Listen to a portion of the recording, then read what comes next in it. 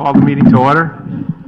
This is the July 9th, 2013 Town Planning and Zoning Commission meeting. We'll go into executive session with our agenda. We do have a public hearing scheduled, and we'll start that after we complete the executive session. The first item on our agenda are the meeting minutes from July 2nd, 2013. First of all, we have 6 members here and 2 alternates. Who is sitting in? Sally. So Commissioner Parker is sitting in for the yes, for the extra. Yes, yes. You make 7 tonight. So to make it simple, everyone can talk on this except for Commissioner Alessi.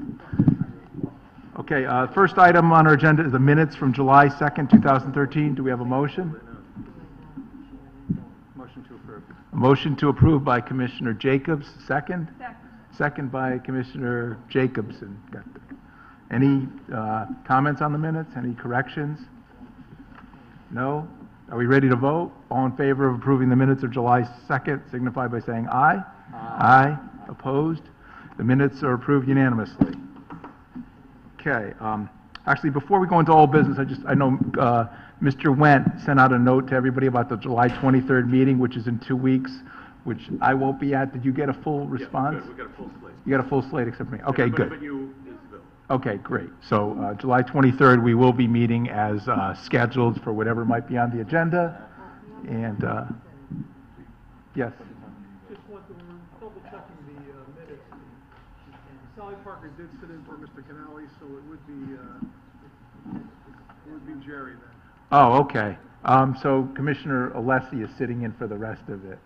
You're actually up, not Commissioner Parker. Sally sat the last. So now everyone can talk except Commissioner Parker.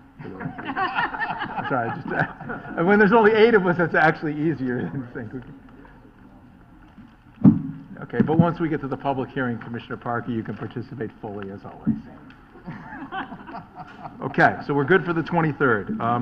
Next, we have old business. The first one is 680 Stilson Road, subdivision application of the estate of Joseph Corona for 3 lights in an A zone. We heard this last week on July 2nd. Yep.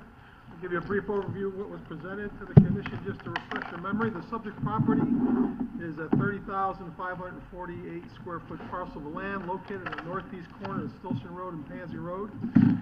There are no wetlands on the subject property as reported at the hearing. This property is located in a residential A zoning district, which includes a minimum lot area of 9,375 square feet. The lot sizes proposed are 10,666 square feet for the remaining, to remain with the existing house that will remain. 9,927 square feet for proposed lot number 1, and 9,955 square feet for lot number 2.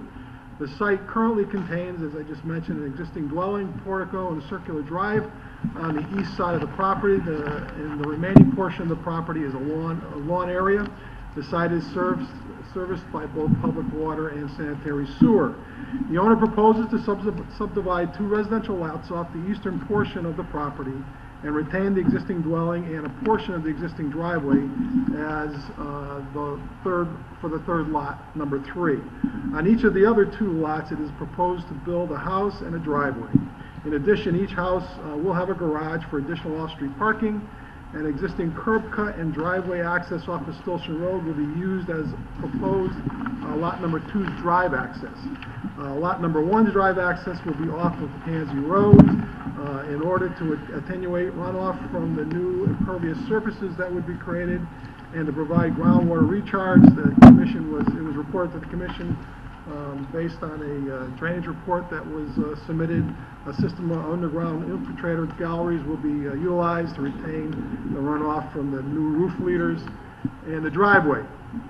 This zone requires, as mentioned at the hearing, concrete curbs, sidewalks, and driveway aprons. A concrete sidewalk is proposed for the Pansy Road frontage. An asphalt driveway exists right now along Stilson Road, which is Route 135. Engineering Department recommends, because it is in disrepair, and that we do require concrete, that asphalt sidewalk be replaced with a concrete sidewalk. A drainage report, as I mentioned, was submitted, and a sight line analysis was also included.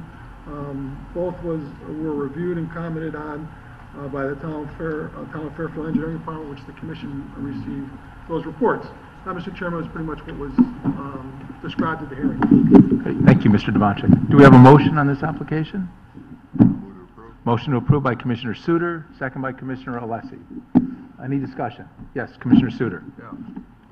I think the applicant did a good job of presenting their application, and they seem to have met all of our subdivision requirements.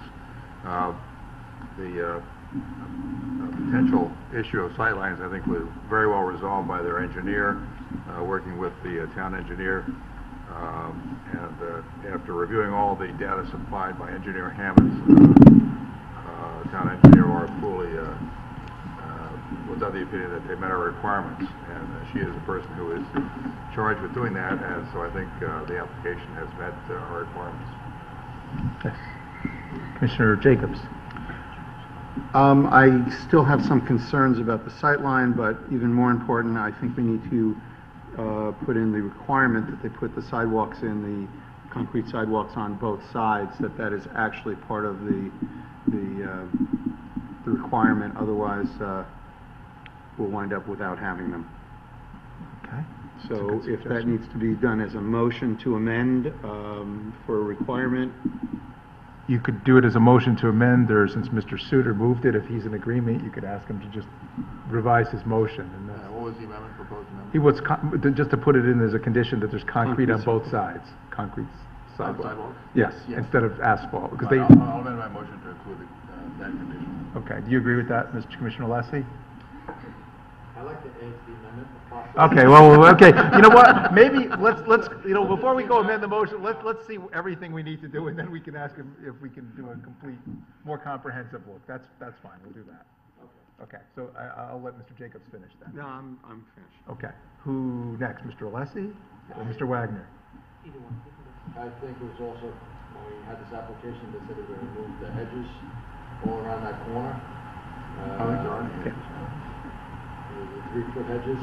I was just So like Mike to make on? an amendment that there be no hedges at all where the sidewalks are replaced from the sidelines for the kids that are going to be crossing school. I think that was part of it, correct? Yeah, we're located in the town right away. There are hedges on that corner?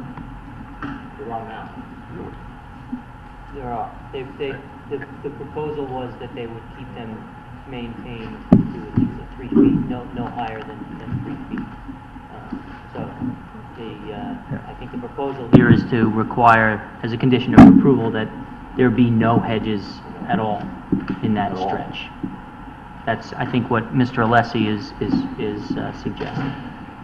Okay, well, we can certainly kick that around. Okay. How close are the hedges to the sidewalk? They're right on the right of way line. Oh, they are, so they Partially on. so they can potentially interfere with the sightline. That's all. If they get any higher.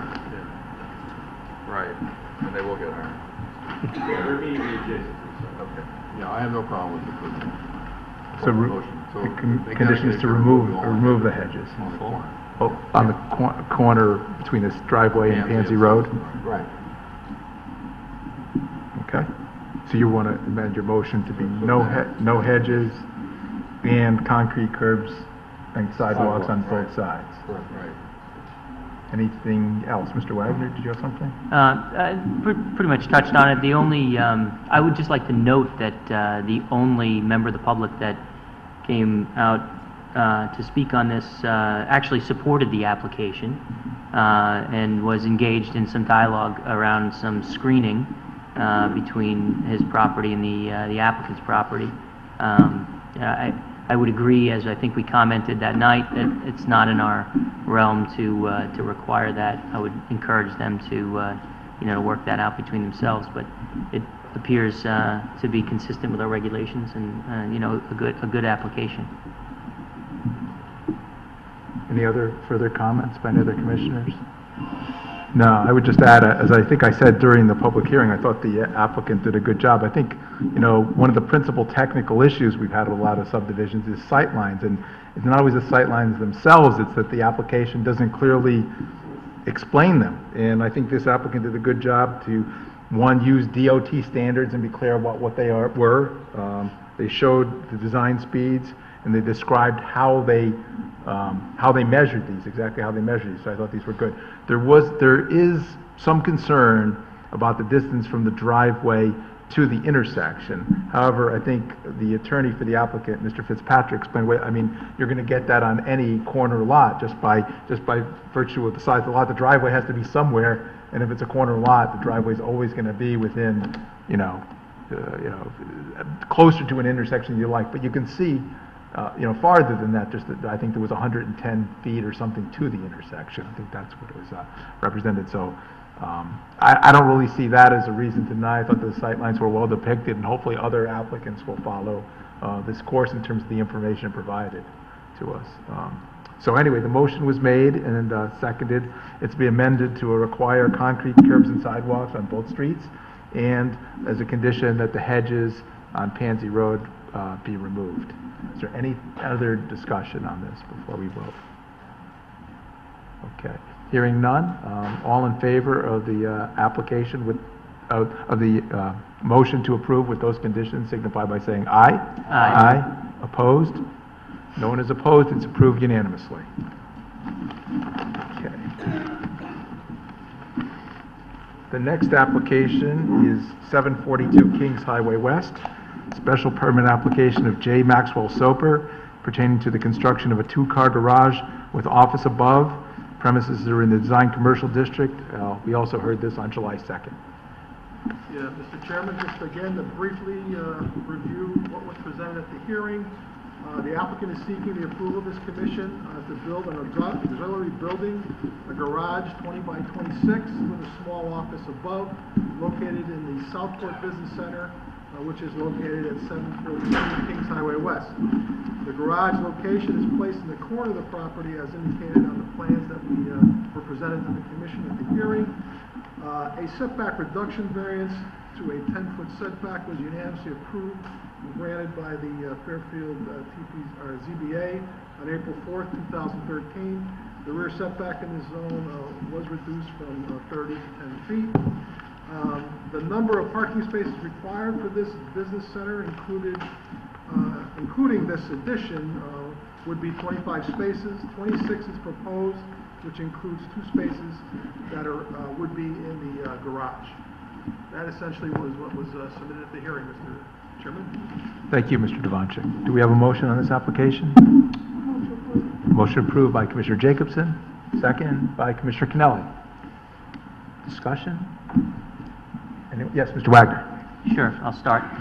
So I thought this was a very good application, well presented by the applicant himself. The design is very nice and well presented with the drawings, etc. My only question is about the parking space in the closed garage. And we touched upon this a little bit at the hearing, but I would like to understand from staff whether that requirement is met with a spot that is behind a closed door and not available generally. We have examples of garage parking satisfying our minimum requirement for the number of spaces.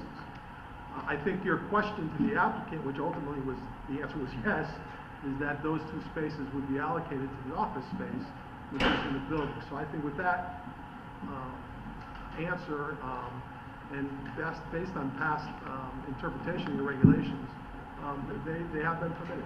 Yeah, and you do recall that representation being made that the 2 spaces were to be allocated to the unit? He ultimately did say He did say that? Okay, all right, very good. So with that, then, I really, I think that we should support this application and, I would urge us to, approve it.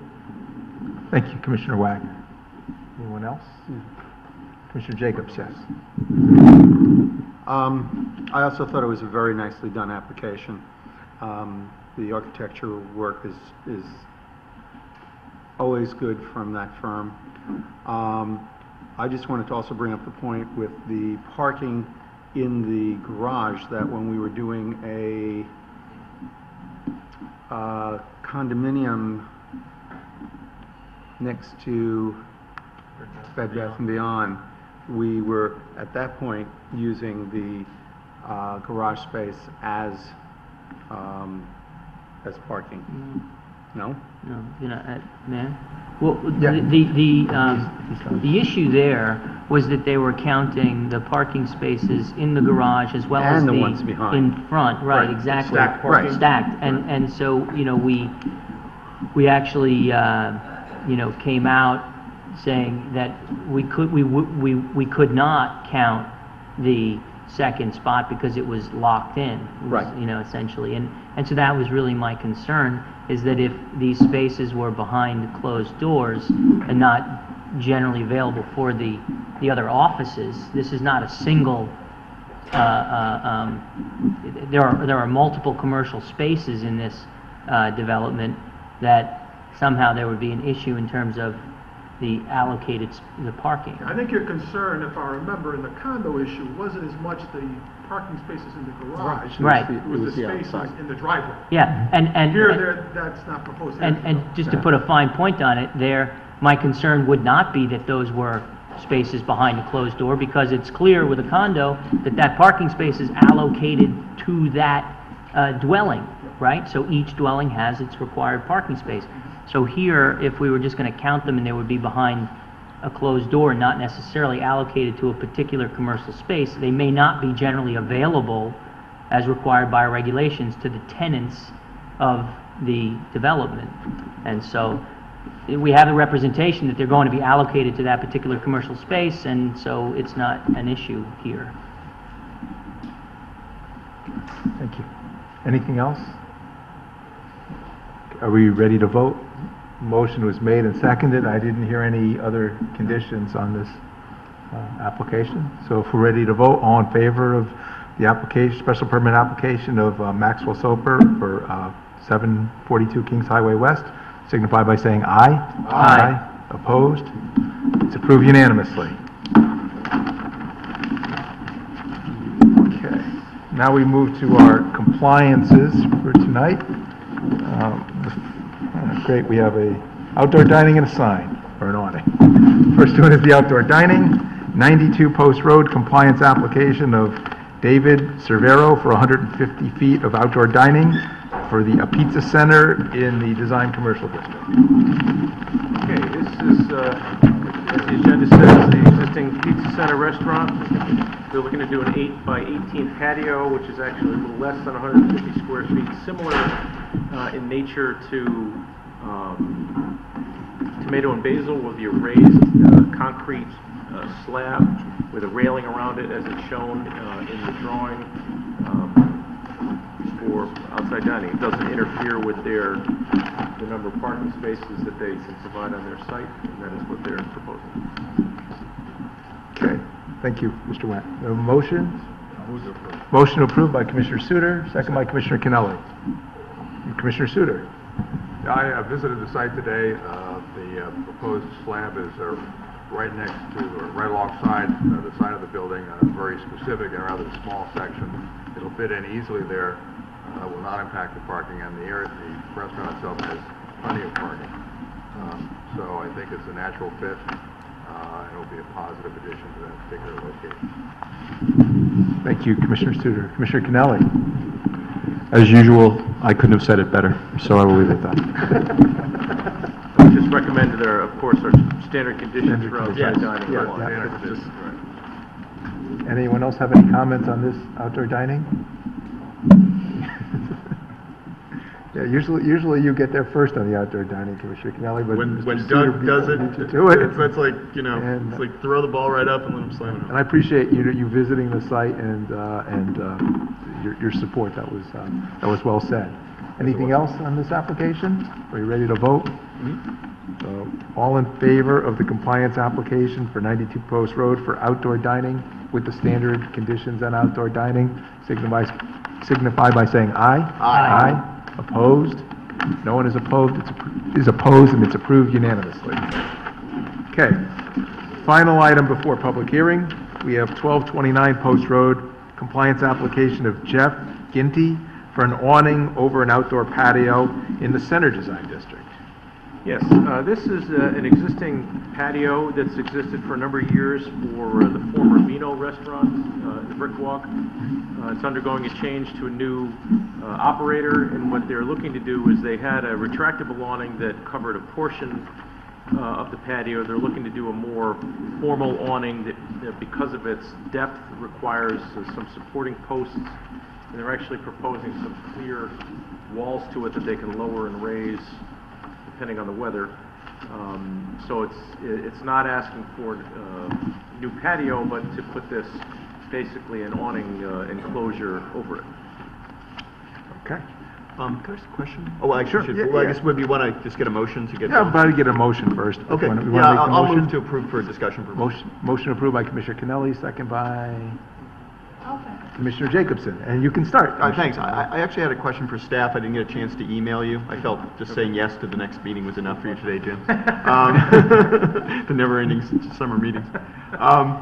But I wonder if staff had a chance to look at some of these technical materials they provided, I guess to sort of give us an idea of the worthiness of the awning and all. Is that? I mean, I read through it, but I won't kid you. I would can you just really, talk about what's that? yeah, that's really more of an issue for the Is it just product building official, materials? to make sure it meets. Right, so their- it's really just a their- product thing. It's not specific to the Yeah, side I mean, or we anything. looked at this Right. and debated whether or not, I mean, it's because it's a new structural component. If it were completely retractable, we probably just would have done an administrative Right, permit. but here it's almost a But structure. it needs right. a couple of supporting posts, so it's going to be there all the time, basically. Right. Just providing shade over the patio.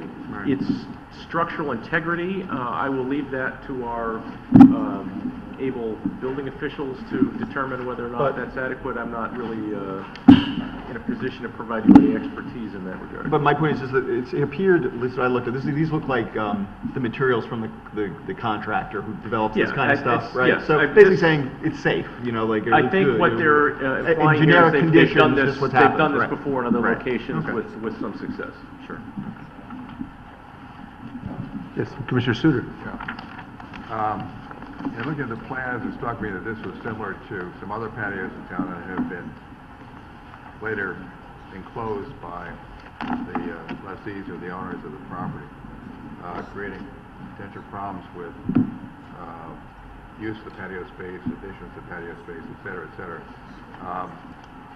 They propose seasonal, I think probably vinyl or translucent sides to protect the patrons from rain and sun, mostly from rain. I think we have to consider whether the applicant might want to try and make a permanent enclosure.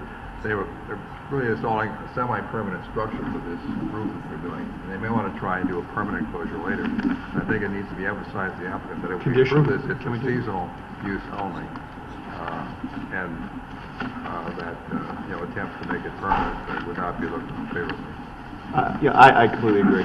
Like, we greenhouse, other examples where then later they come back for more. Right. We don't want creep. I know you were frustrated in a different way with Finn going closer and closer to buildings. Right. So I don't know what the compliance, if we need to amend for a condition of approval. I'm sorry.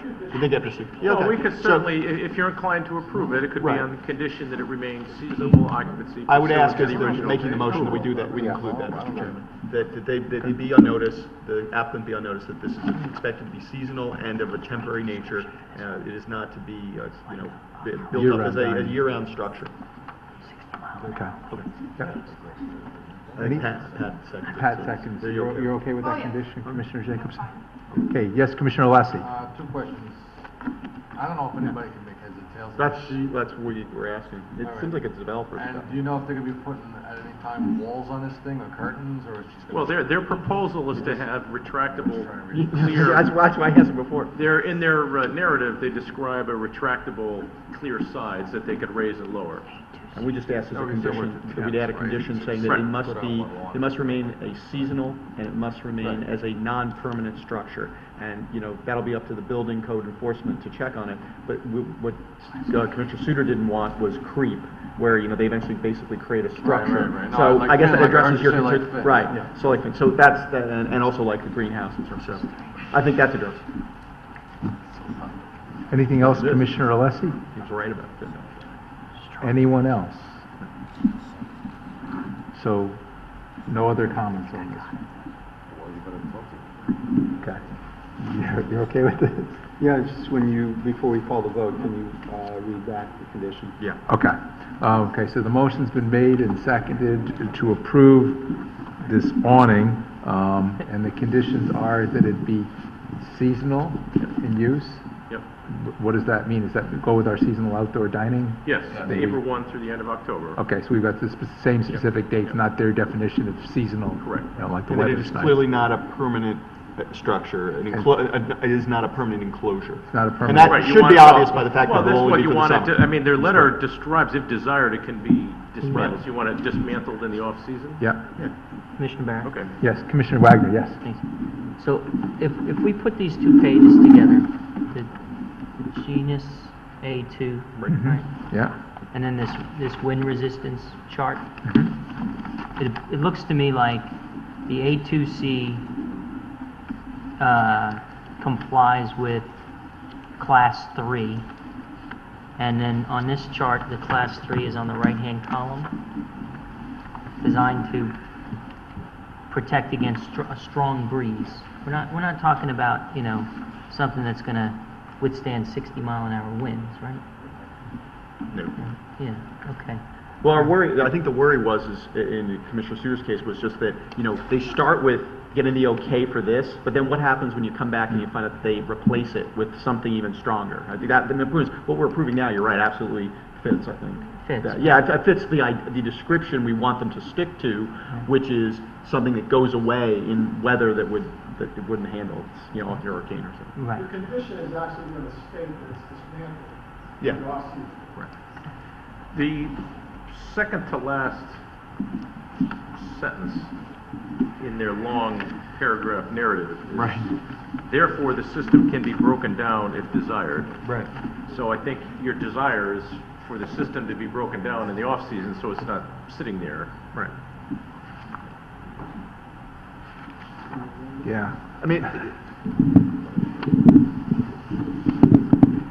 the point is just, you know, we discussed, we just don't want them to, you know, to see it as one step towards an unapproved increase in You don't want it to overall be a patron permanent- you don't space want it to be a long term. Right. permanent building. Right. Yeah, I mean, I guess I'm okay with it. These pictures really don't, I mean, this is our, you know, my concern, this is our center design district.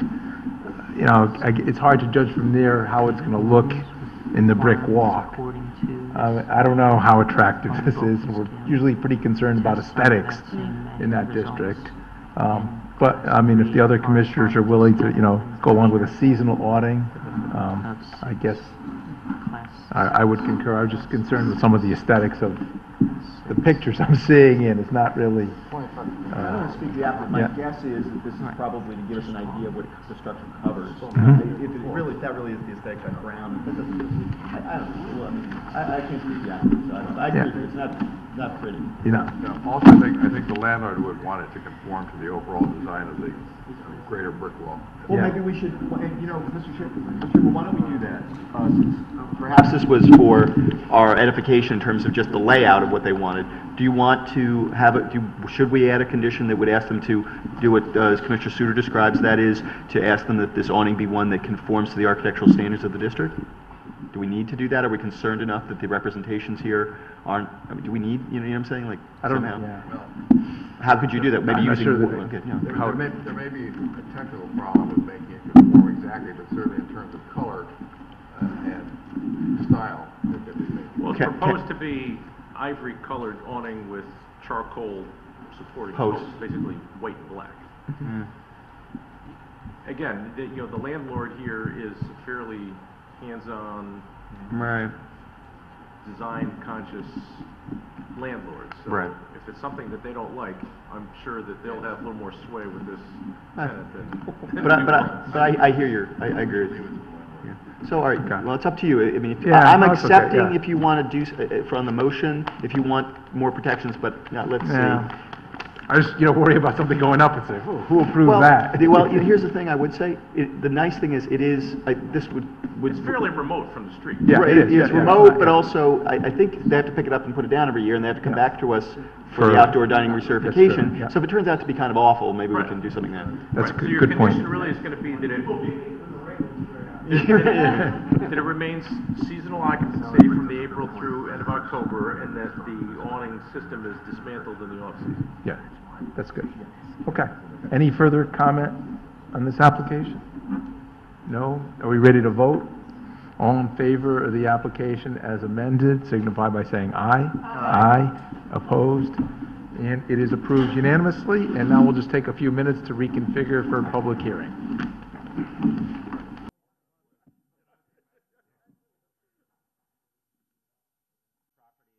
5060 Congress Street. The property is located in the AAA zone. It comprises 311,622 square feet, or 7.15 acre. Our plan and proposal tonight, which Mr. Petula will briefly review in a minute, is to create an additional single-family building lot conforming to all the requirements of the zoning and subdivision regulations, and the balance of the property where the improvements are located now will be maintained. So basically, we're asking you to create one single additional lot. There were some off-site wetlands across the street that emanated onto the property, and that did instigate the requirement for an inland wetlands permit, and that inland wetlands permit was approved on April 5, 2013. It's permit number 2012-13-14. As you can note from your file, our application has been reviewed for purposes of both the wetlands and these proceedings by the engineering department, including all of our drainage calculations, our proposal, which will be reviewed in a moment by Mr. Petula, and of course sightlines, which in this case is a pretty dramatic situation with sightlines. It's about the straightest stretch of a single road that I've seen in some time.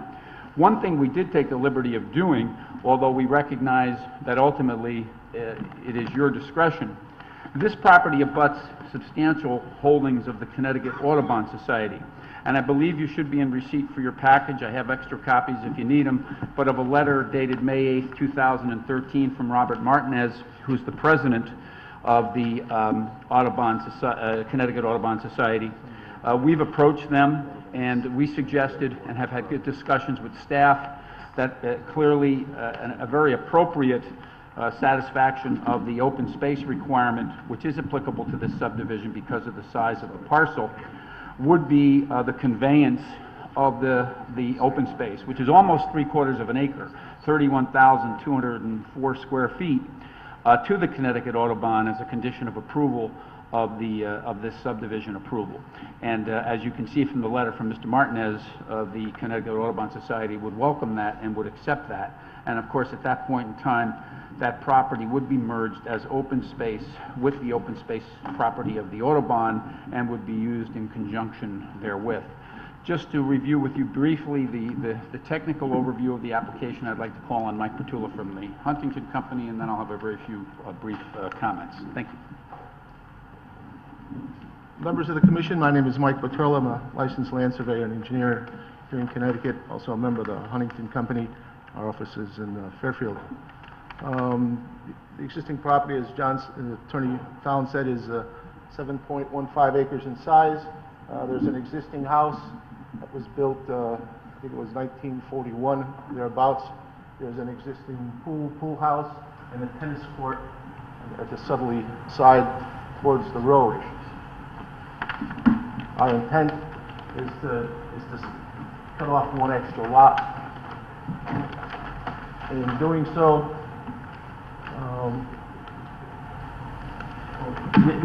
back to the existing house, there's an existing septic system right beside it on the northerly side, and I also show the required 100% reserve area for house's service. Although there is a well for an outbuilding that's serviced by public water, there's public water in this portion of Congress Street. There's plumbing in the existing pool house.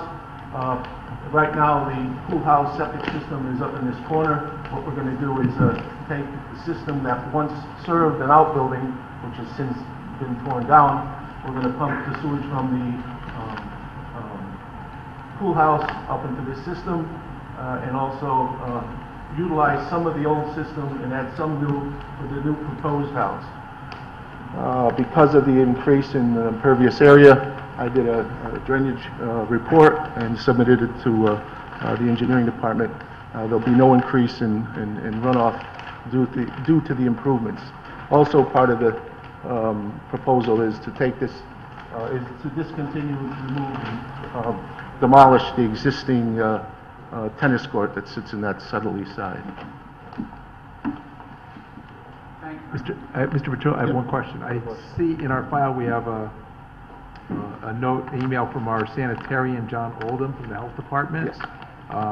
That some testing will be required in the area of the septic system for the proposed house in the new lot prior to the septic system being installed. That's not a problem. He discussed that with me. That's not a problem. There are existing test holes on the entire property.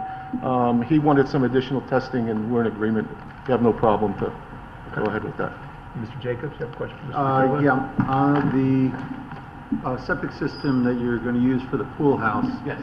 That will be over there, yes. How close is that to the property you're going to be giving to the Autobahn? Do you know what the setback is from the property line? You know, are we putting a septic system right on an Autobahn property, right next to it? Well, the line is about 15 feet, and minimum state health code is 10 feet. So we're at least 15 feet away. So it's not just the minimum, we had a little bit more. Thank you. Any other questions for Mr. Petrillo while he's standing up at the podium? No? Okay, thank you, Mr. Petrillo. Thank you, Mike. Yeah, the only thing I would say in closing, the Rotundos are longtime residents and owners of this property. They took a conservative approach to this. They've been approached over the years. They love the property very much. They didn't want to do anything, even though the parcel's over 7 acres, that would interfere with the ambiance and the, you know, I won't use the word historic, but the wonderful characteristics of the property.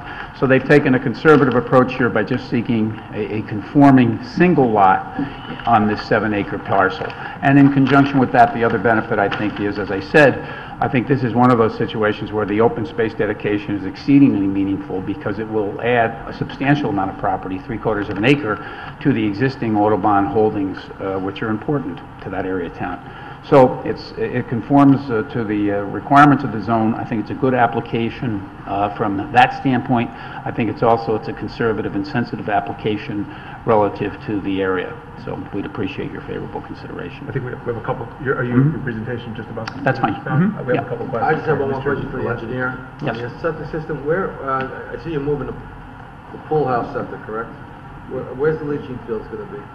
For the pool house? Yeah. Pool house will be, And how far you plan the leaching fields to be from the property line? yes, it's going to be about 15 feet. And again, the minimum is 10 feet.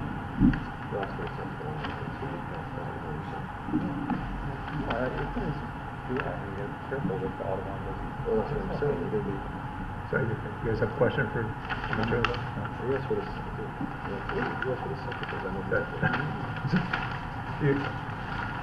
Anything else for Mr. Petrillo? No. Any other questions? I just have one. Mr. Fallon, sometimes when we get these properties where open space is required, we get like, before the application is presented, we get like an open space proposal or, so I guess, I'm assuming that tonight with your application, because you've all gone and vetted this without a bond, your plans do include that open space dedication. It does. And I discussed this with staff at the outset, just because of the proximity and abutting nature of the Autobahn property. We thought we should at least make it known to you that the Autobahn would like it. Having said that, you still, under your subdivision regulations, control it, but I think this is an example of a perfect situation where the open space exaction would actually be taken in the property itself and then would be conveyed or as a condition to the Autobahn, and you now have documentation that the Autobahn would accept it. So, but we weren't trying to be presumptive. We just thought it made sense to lay that out for you as what we think is a desirable option. That's good to know, and I do recognize that it's next to the Autobahn, Right. So, you know, that's what some of the criteria for open space. But it is in our packet that, you know, if we were to require a fee in lieu of, there was estimates on that. So this is, I mean, this is a fairly, you know, valuable piece of property, and the pre-subdivision value reflects that, but I understand the open space dedication. Mr. Wagner has a question. Did the Audubon review the plans? Oh, yes. They have a full set of the plans from the start. In fact, I think the letter may allude to that, but the answer is yes. I don't know, I just figured I'd ask. Yes, no, but they do have it, they had it at the beginning, and they're aware of the proposal, and they reviewed it before Mr. Martinez wrote the letter. Conservation paper. Yeah, and of course, it was all vetted at Conservation too, where again, subject to the ultimate authority of the Planning and Zoning Commission, we did indicate that it was our intention to bring this to for your consideration. No, we appreciate you vetting it in advance. Thank you. Any other questions for the applicant before we go to the public? Is there any member of the public that's going to wish to be heard on this application? This application, 5060 Congress Street. Okay, we'll go through the rules later for public. I guess there's no public comments or anything else, Mr. Fallon? Thank you for your attention. Okay, I will close the public hearing on 5060 Congress Street. Thanks, Mike. Actually, as things go, and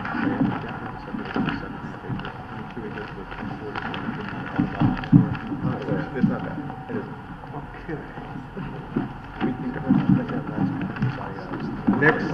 Next item on our agenda is 155 Woodrow Avenue, re-subdivision application of Teresa DiMattia for 2 lots in a B zone. Mr. Fallon. Good evening again, Mr. Chairman, members of the Commission. For the record, my name is John Fallon. I'm an attorney here in Fairfield. I represent the applicant with regard to this matter. As the call indicates, the property is located at 155 Woodrow Avenue. It's located in the Residence B zone. The proposal in front of you is to create, as I'll elaborate on in a minute, an additional building lot for a single-family home. The parcel here is 10,000 square feet in size. On April 4, 2013, the Zoning Board of Appeals, after public hearing, approved a variance of Section 5.1.1 to reduce the minimum lot area from 6,000 square feet to 5,000 square feet, and to reduce the minimum lot square from 60 feet to 50 feet.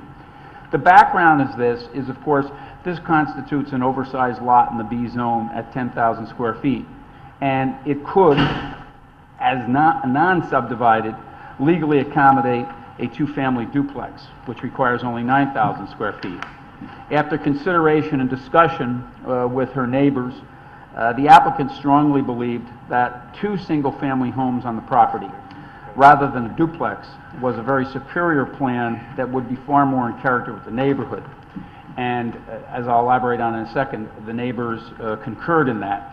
It's important to note here, as part of this subdivision application, as was noted by the Zoning Board of Appeals, is that this application and the approvals that we ask you to grant, and that the ZBA has already granted, creates no increase in density.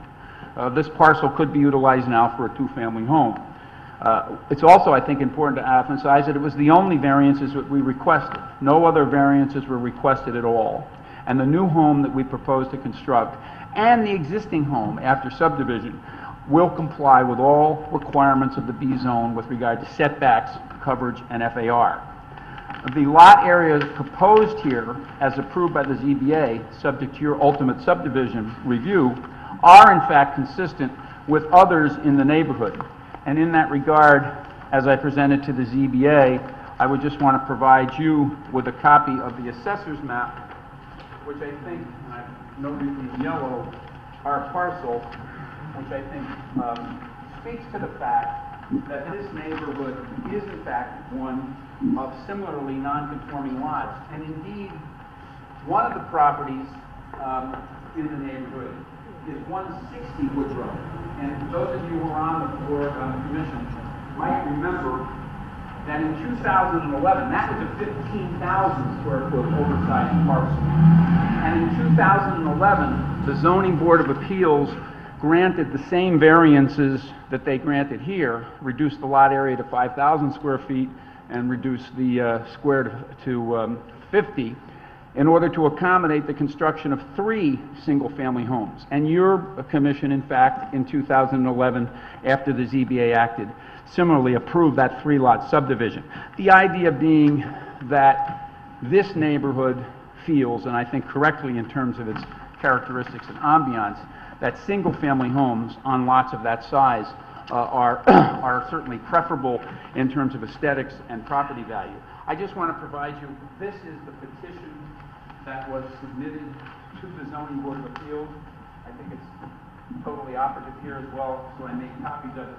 But again, it does document that the applicant discussed the matter with their neighbors, and at least with the ZBA hearing, there was no opposition, and there was from a technical standpoint, Neil Jane, who is our surveyor and engineer, is here this evening. Obviously, your file indicates that this application has been carefully vetted by Laura Pooley of the engineering department. There was an email from Ms. Pooley to Mr. Wendt dated June 7, 2013, where she raised 6 comments. You will note that revised plans as a result of that email comment were submitted by the applicant to the engineering department and to your commission, and you should have in your file a email confirmatory from Ms. Pooley, I think it was of yesterday, where she indicates that the revisions have addressed her comments, and her review of the drainage report has addressed her comments with regard to, I think it was point number 4.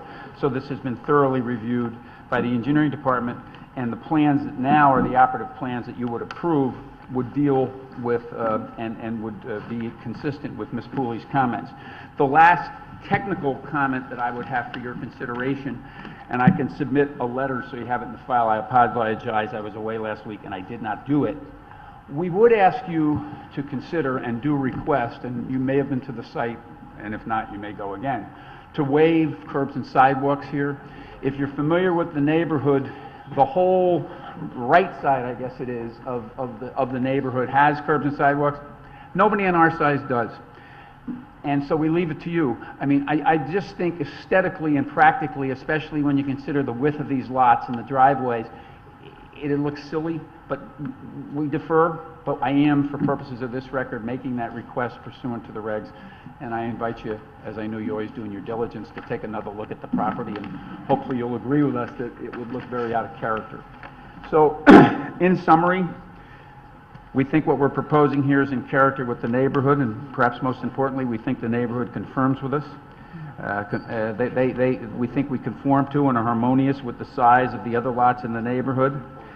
We think we're consistent with the past considerations of the ZBA and the P&Z in this neighborhood as recently as 2011, as it relates to the Woodrow property, to 160 Woodrow. And this plan for single family rather than duplex construction on this lot, we think is much better for the positive impact on property values without any increase in density. And so we speak for the applicant, and we hope we speak for the neighbors in asking your approval of this application. Thank you. Any questions from the commission? Yes, Mr. Wagner, and then Mr. Suter. Across the street, there was a subdivision of 3 lots? 3 lots, 160, excuse me. Right. And in 2011, it was a 15,000 square foot parcel. Right. And in 2011, the ZBA granted the same variances to create 3 lots, 5,000 square feet square of 50. And then we came to you, I did that application too, and you granted the subdivision to create the 3 single family lots. And again, being the preference of the neighborhood and this commission, as well as the ZBA, to create 3 single family lots rather than, in this place, it would have been a triplex. Yeah. And are there sidewalks in front of those? There are sidewalks, I believe, there are sidewalks in front of 160, is that correct? Yes. There's sidewalks on the other side of the street. That's, you'll see when you get there. Are no sidewalks on our side of the street.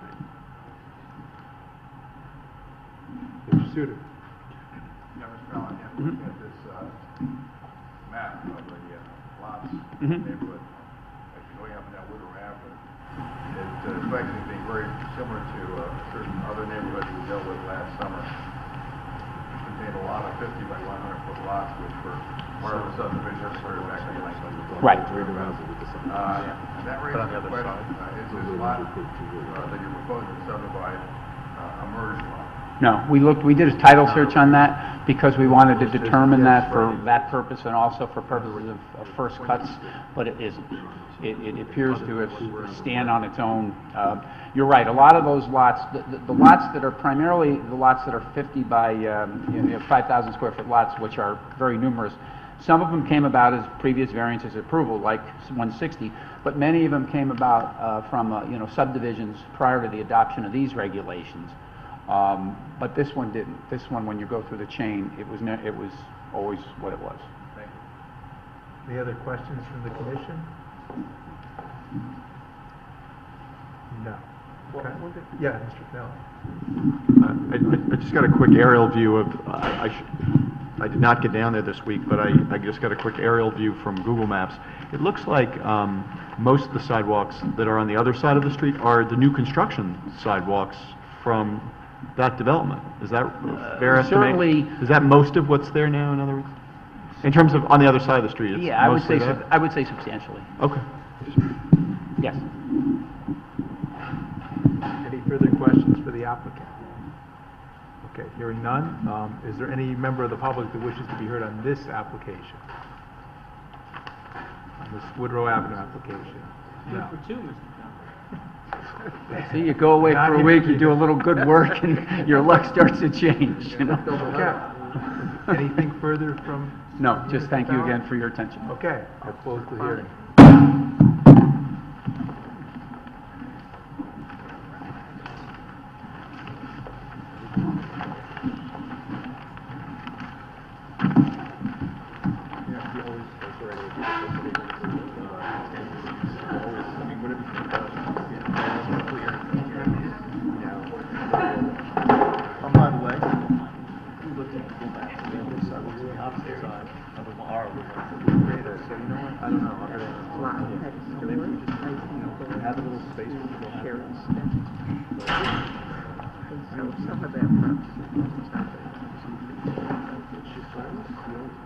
No, because this is... Huh? Because she was your agent. Yeah, I'm just not sure.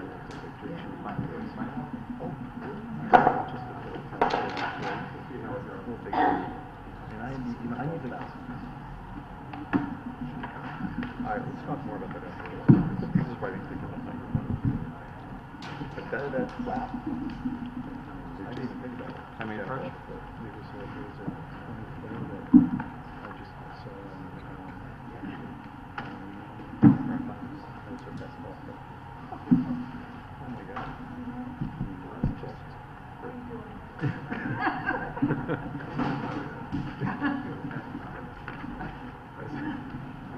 Motion to approve, Mr. Chairman? Sorry, what was that? How did you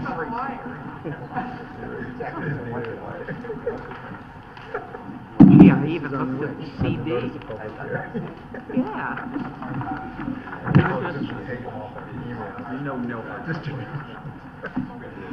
Just relax. You just tell Oh, yes. Hey, you didn't bring a cherry?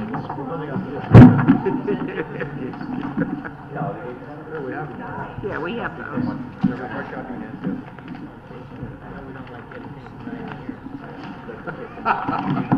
See, and I could have done it. I did. Okay.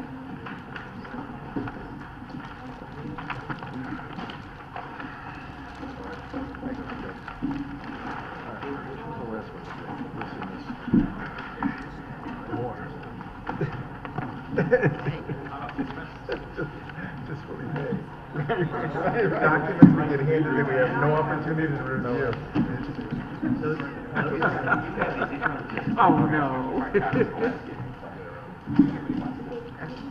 We have them, don't we? I know that.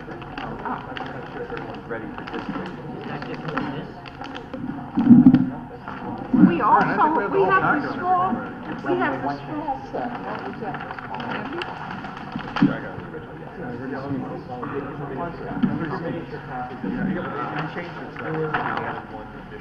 Get to look at all the gorgeous flowers.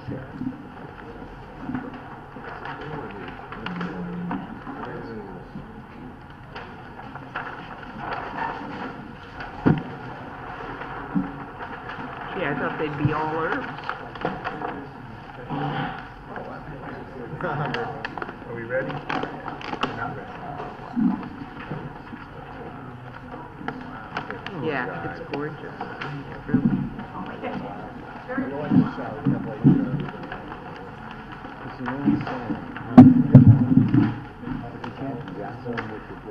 They are They herbs. should all be like this. You realize this. Do I have a what? Box? I got a new box. Are we done with the distribution, or we're still working on it? I thought it was. Okay. No, I meant on the post road next to this. Yeah, she owns that.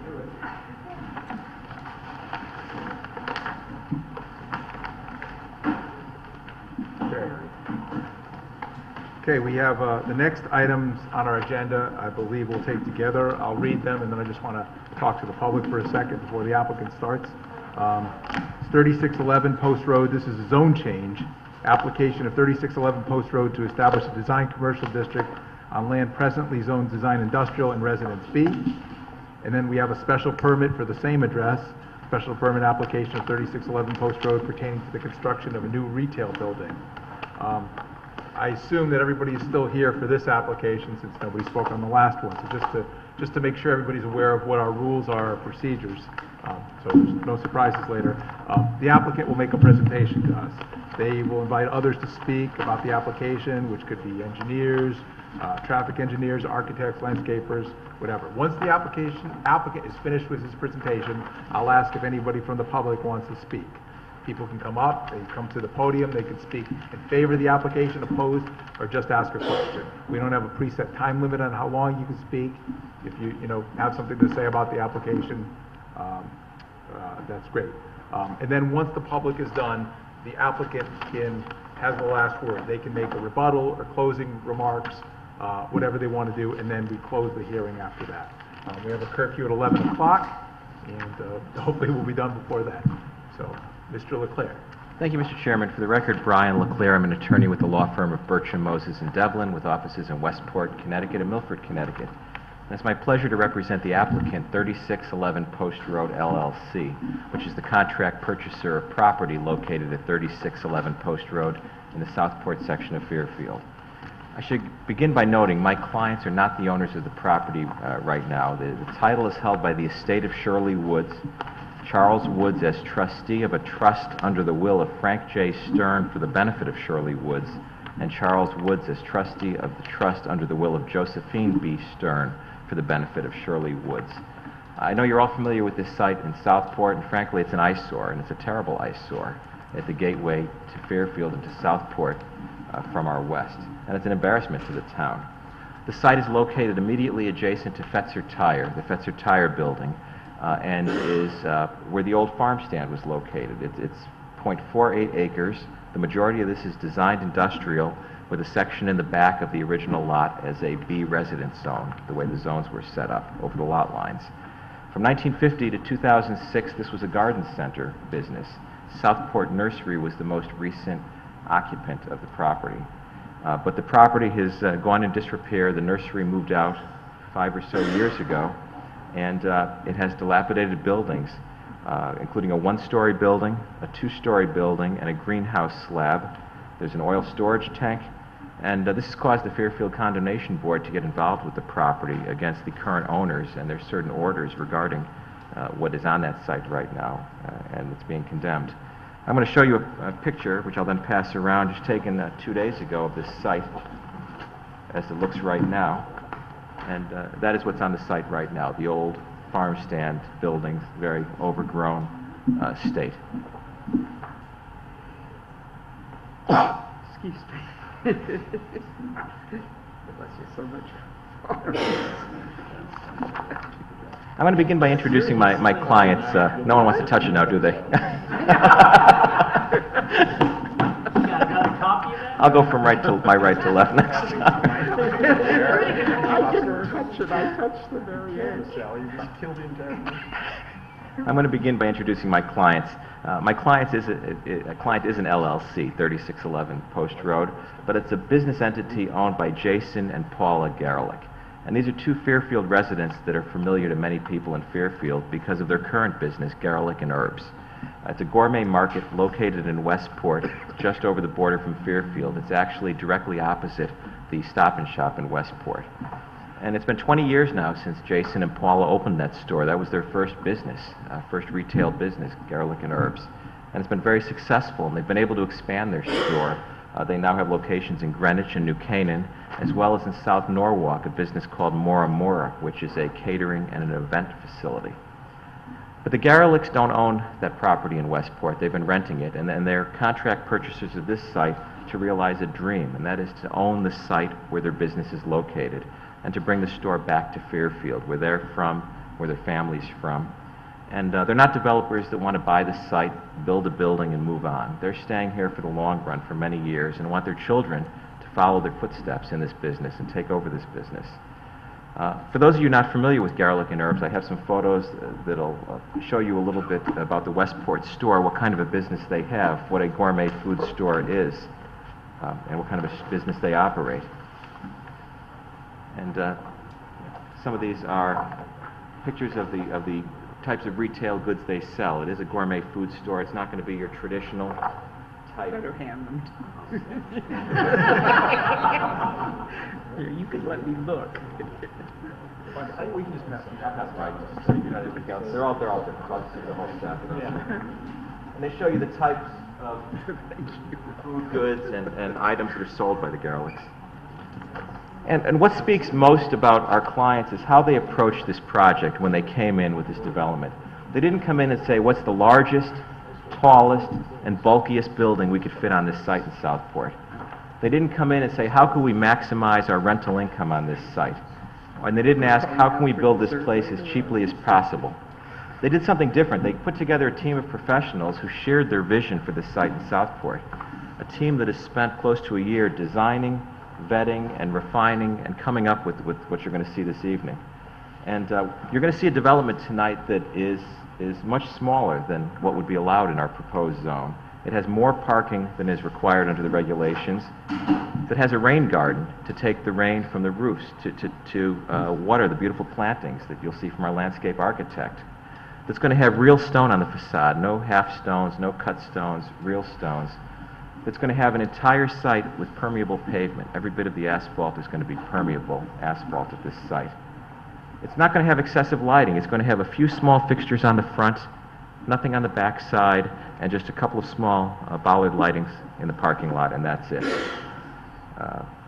We've had a number of discussions with our neighbors on both sides, as well as the residents to the rear, and have worked with her to have her join us as one of our supporters on this project as we're proposing it. This is a modest building, and part of what we're doing is we're going to, if this is approved, demolish obviously what's on that site, demolish those buildings, take out the oil storage tank, and perform an environmental cleanup on the property, which needs to be done because of some of the pesticides that we found there doing our environmental due diligence. And construct a building with a modest 4,525 square feet of retail space on the first floor. And there's only retail space on the first floor. There's no second floor. That's just the look of the building, the look the architect came up with. It's a one-story building. In the basement will be the office, some storage, and a bakery, because they bake their own goods on the premises for sale. The height of this building is 16 feet. The maximum could have been 40 feet down there. The lot coverage is much less than is allowed in this proposed zone. There could have been a 75% coverage. We're proposing 22.7%. The maximum floor area as a percentage of lot area could have been 150%. We're at 21.5% for this building. I'm going to begin by introducing our architect behind the project, Jim Lothrop of Lothrop Associates in White Plains, New York. It's about a 30 professional architectural firm that does work, and they're licensed in Connecticut, Massachusetts, New York, and New Jersey. And Jim's done other work for the Garelicks in their other stores, and he shares their vision and their values, and that's why they brought him in on this project for this design. And Jim has incorporated, as part of his design in our meetings, many of the community appearance standards that we have in our Fairfield regulations for the neighborhood district and the center design district. Even though that's what's not being proposed here, this is a design commercial and that's what's recommended in the master plan. But he still looked at the other regulations, our regulations, and says, what do you require in your center district? What are those design and the architectural features? I'm going to incorporate them into this business because I think they should be on a business that's at the gateway. For example, we have parking to the side of the structure, as we talk about, to let the building come close to the street, to have a beautiful patio with doors that open out to it where we could put a few tables to sit. We have a rain garden. We have a grass strip against the street and then the sidewalk, so we can have a very pedestrian-friendly property. No drive-through, obviously, but we have bike racks for the bicycles. That's one of the reasons one of the plans was redesigned. We redesigned the bike racks to reconfigure them to make them work better on this site. We have a courtyard and an open space in the front of the building. We have seating outside in the nice weather, much like Whole Foods that has that ancillary seating that goes with the business, or even a Stop and Shop. We pull a few of those tables out. We look at the architect has looked at the local architecture, the local design, and he came up with a well-defined facade that's not a signature building. He put an emphasis on the human scale. As you can see, this isn't overwhelming. It will really fit in. And he's picked some very special building materials, in particular the stone, the roofing material, and the siding material. Spent numerous variations of the painting and the color, went through many color renderings for everyone to look at to decide what color fits best, what is the right color for this building, what balances. And the list goes on as to how Jim Lothrop designed this, and he's given very careful attention to every little detail of this project. So I'm going to call up Jim now and have him go through some of the plans that you have on disc, you have in front of you, to talk to you a little bit about his vision and how he put that to paper. Jim? Mr. Leclerc? Yes. Before you, Mr. Jacobs, yes. Before you leave, you talked about the lighting. Are the fixtures going to be dark sky compliant? We will make them dark sky compliant, and the only fixtures that are proposed, that's a good question, and Jim will talk about that. In the parking lot, in the rear corners and by the street, are several small bollard lights about 3 or 4 feet tall that are just going to order for a little illumination down onto the gardens we have in that area. There's going to be a couple of lights in the front of the building, very traditional looking, those kind of farm style lights, and a couple by the entrance, and that's it. Nothing on the back, nothing on the other side. Will you be asking for outdoor dining? That's an interesting question, because this is a retail store, but we allow as ancillary to retail tables. You have it at Whole Foods. That's a great example of a store to look at. I don't think we're anything like a Whole Foods. We're much different, much better business than Whole Foods, much higher quality, much more aesthetically pleasing. So you should come here instead of Whole Foods when this is approved. But much like we have Whole Foods, which is a grocery store, and even the Stop and Shop at Kings Highway, we approved the dining that went along with that. Whole Foods has some tables inside, and we have some tables, as you'll see from the drawings, inside as well. And we're proposing to put them on the patio. You'll see some in the drawings in the nicer weather. And I tell people this is not a restaurant. You don't go in there, and I was just there tonight on the way over. I went at 6:30 to get my tea and to meet the clients. There are some tables inside now, and there are some tables outside in Westport with nobody sitting on them, because it's not that type of a business. You have in and out people picking up dinner, but they're more, someone may go there and grab a bite for lunch and sit down while they're shopping, have some lunch, or I'm shopping with my wife and she's browsing through the baked goods section. I want to get my coffee and sit down and wait for her patiently while she goes through all the stuff in the pictures and buys those goods. That's why you have that ancillary seating. So that's what we're basically proposing. That's how we're doing it. Also on your sidewalk that you're going to be putting in, is there going to be a snow shelf on the sidewalk set back from the street? Yeah, the snow shelf being the grass strip between the street and absolutely. And we did that, and you can see it, and Mr. Sweet will talk about that, our landscape architect we brought in. We know this is the post road, and part of the vision here is not to just maximize the size and stick a sidewalk close to the edge. That doesn't look right, and it doesn't work right. And Southport shouldn't have sidewalks like that. If we want people walking, we want them away from the street. We want to put that grass strip in. So we define the sidewalk, and you keep the people back. So if there is a baby with a stroller who throws something, a bottle over, it's going to land on the grass. Or if it's a kid that steps over walking with mommy, or it's whatever. So we've designed it specifically with the snow shelf to have plenty of space for that sidewalk. Yeah. Thank you. And we put the bike rack, I know you're going to ask this next. Bike rack is up by the building. We didn't bury it in the back corner, because we want people to come up with the bikes if they do, and put them right in front of the store where they belong when they go shopping, not hidden someplace in a parking lot. So. Commissioner Canelli, you had a question? No, I think that was that answer. Okay, great. Anyone else? Any other question? Okay. Thank you. Mr. Wolfer?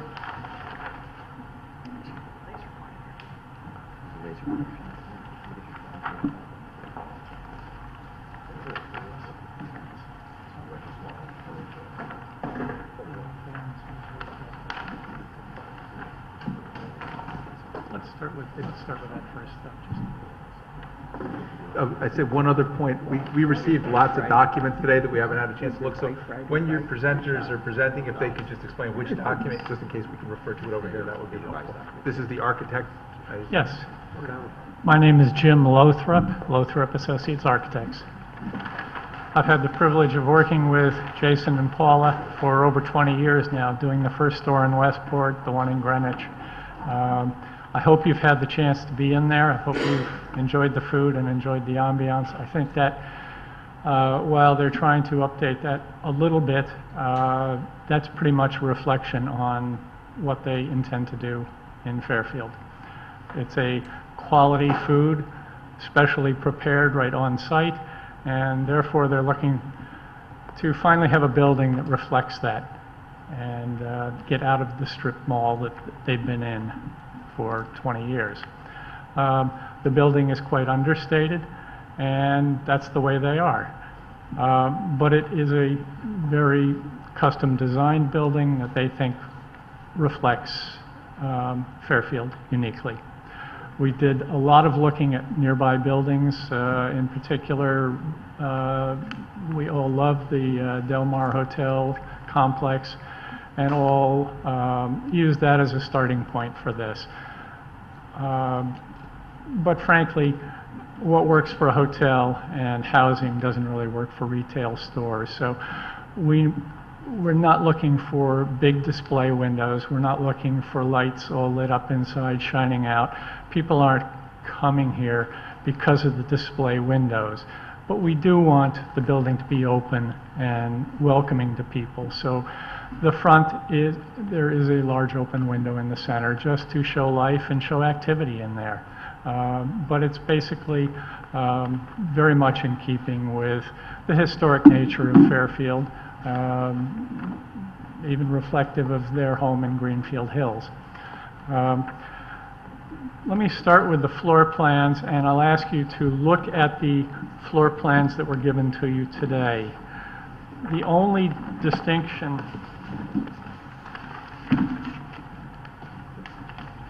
between this floor plan you received today and the ones that you received with the earlier submission reflect a change. Excuse me. This was the original submission, and you can see there is nothing in this rear yard setback. With the plan that you received today, we are proposing a Bilco type hatch with a second means of egress from the basement.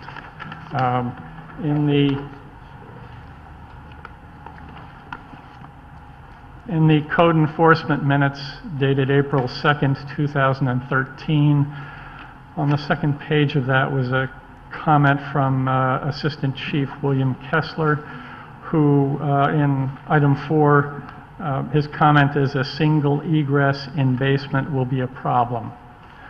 We did a lot of code research on that. It's our interpretation that given the occupancy of the basement, one exit is completely within regulations.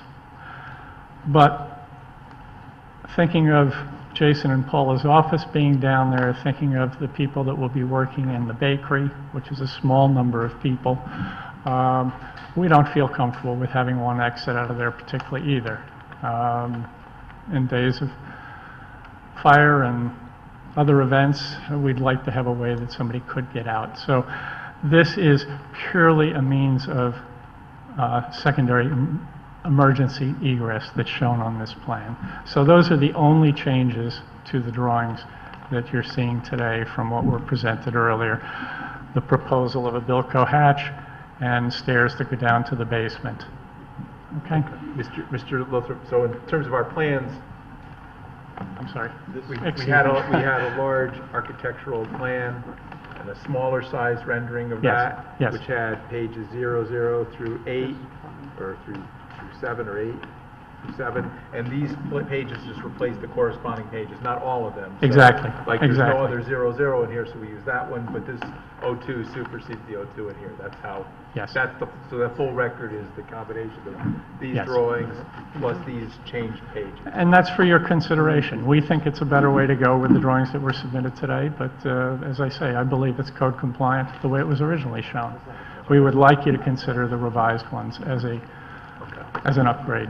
Yeah, sometimes when we get faced with it, we just like to be always clear about what exactly we're being asked to approve, and then we do approve what exactly we did approve later. So I think you understand I it. believe I understand Yes. how the record is structured. I think it's probably most appropriate to start with the look of the building from the outside.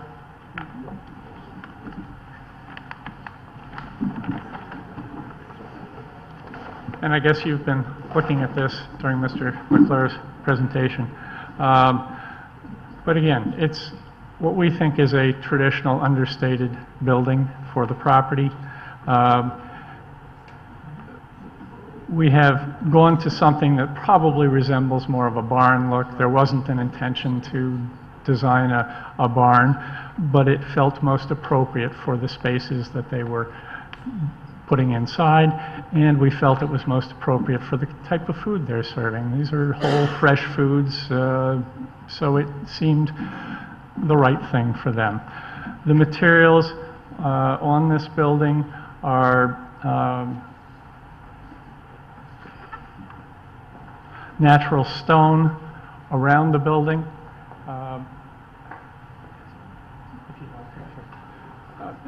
These are just representative examples, and these, frankly, are thin stone, relatively thin stone. We are not talking about that. We're talking about at least 6-inch thick stone on a backup. They're just samples to say this is all natural stone. Yes, yes. They don't get too heavy.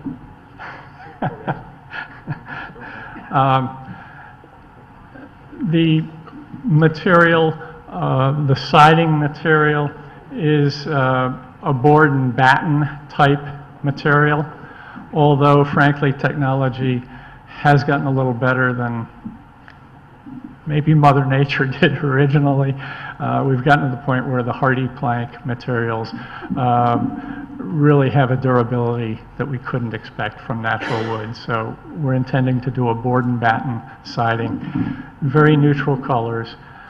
The roofing material for this is intended to be a aluminum roofing with a Kynar coated finish on it.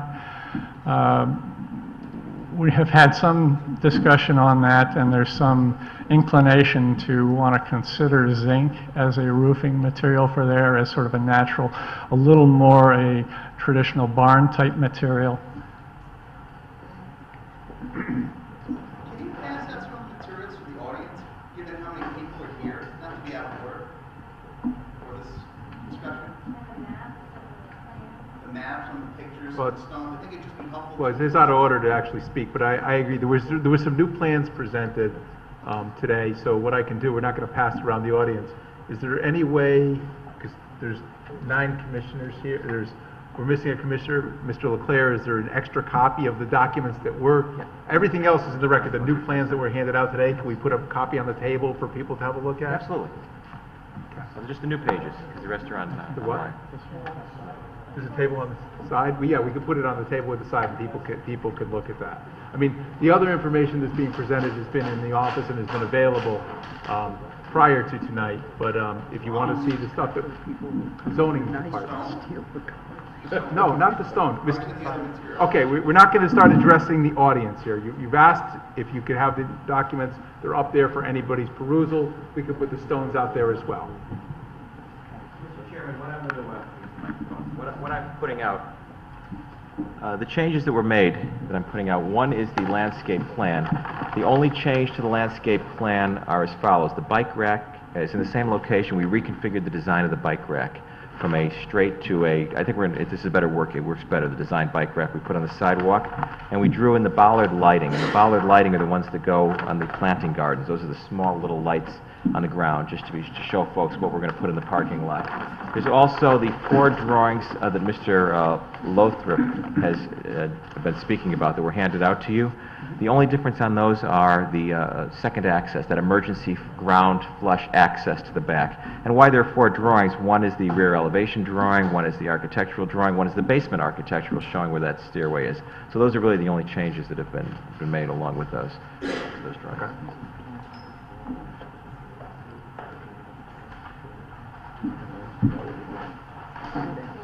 Will there be any... Just forget to use this. Will there be any heat gain from the stone facing, or is that north facing? The stone on this elevation is on the north face, Yeah. and there is some on the west face just at the entrance. But so it will... it's not a heating contributing element. factor. All right. So again, resuming with the materials. You were talking about the zinc versus aluminum. Yes. What's sort of the decision there? If it's a decision that we would like your guidance on, if there's strong feeling on it. We think there's a more natural look to the zinc that we'd like to consider. We heard some concern about rusting, and certain zincs do rust based on the backup they're on. We obviously do not want to have a rusting building here, so that won't happen. We're willing to go either way. Let me point out that the roofing that we are proposing for this is very much what's shown here. It's an off-white color, and I brought a color sample chart that I'd like to pass around to you. You can see that the basic colors of this building are all very neutral. A silverish white roof, an off-white siding, the natural stone, and the only accent color we're putting into it at all are on these front barn doors in a green color, a little bit of red window frame in a couple of the gable ends, and a black window frame in the central open area. So it's a very neutral color palette, and I don't think that the change between the Kynar color, solid color roof paint will make any difference aesthetically. Yeah, go ahead, Mr. Kelly.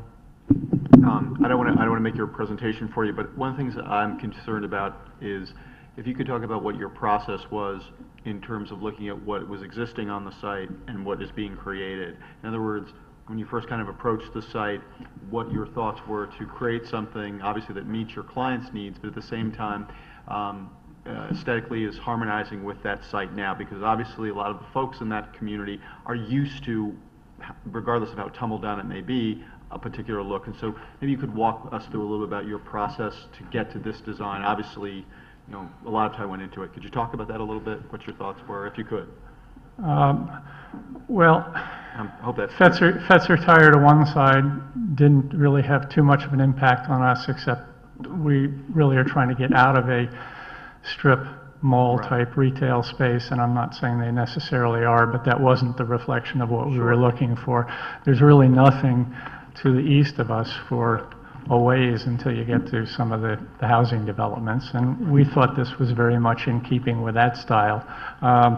We think the natural feel of the, I'll call it a barn, but I really don't want that stereotype to stick. We thought that was... Barn inspiration shows up in a lot of the residential buildings surround. I mean, you see like elements like this, the stone mixed with these kind of archways and things. The intention was really to find a place that people would feel comfortable coming into. We're not trying to attract attention by the garishness of our building. We're trying to have it be a building that people are comfortable with, want to come there because it's like home.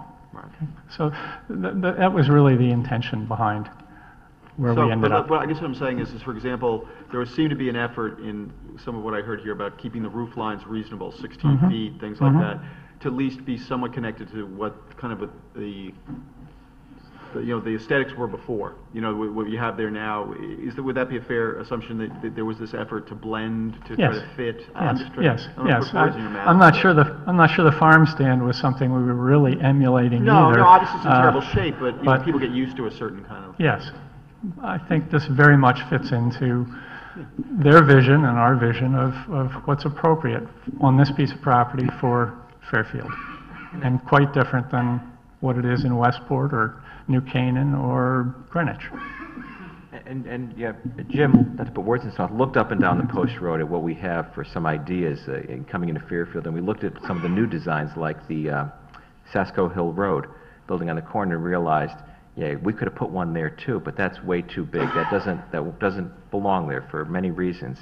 I mean, we could do that. Yeah, we could stick some underground parking probably just like that, but that doesn't fit on this site. That's not what our clients, clearly not what they want. That's not what they want to call home for their store. Like I said, they're not trying to maximize the building. They want something that fits into that location in Fairfield as a welcome and lets you know you just crossed in Fairfield. Hey, we're not in Westport. We're done with the strip mall where the Toys R Us was and where the Walgreens was, and we're now into Fairfield, and we've got a nice looking building there. And Jim and I talked a lot about that as to what we could do there versus what we really wanted to do there, and what the clients really wanted to do to come up with this vision, and many different iterations of this vision, of coming up with different designs and to come up with a final one.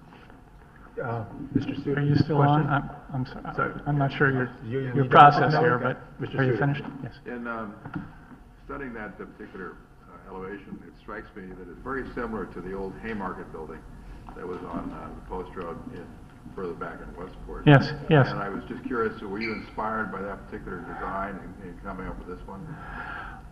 I guess having been born and raised in this area, I feel very comfortable with that vernacular. And while we do a lot of architecture in our firm that's quite unlike that, I think that's something that felt very comfortable and very natural and a part of this area.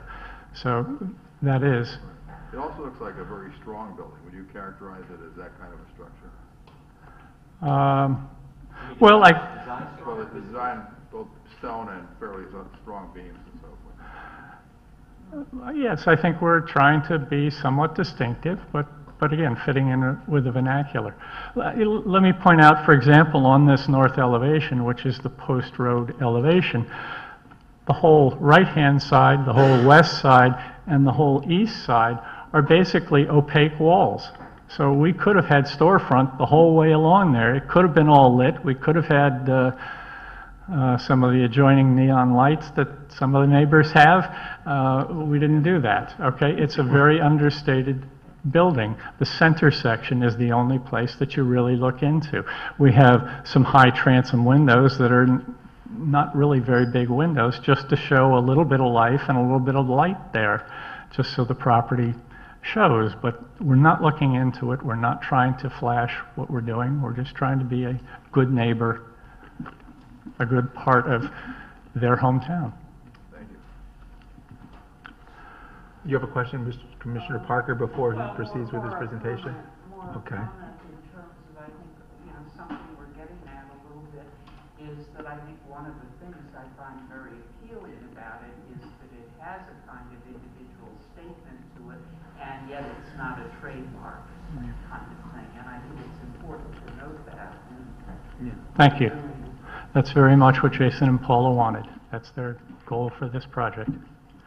Mr. Lothrop, you can now proceed with that. We're done with questions. For Okay. us, so Well, let's go around to the other sides then, because this is sort of the flashy side of the building, okay?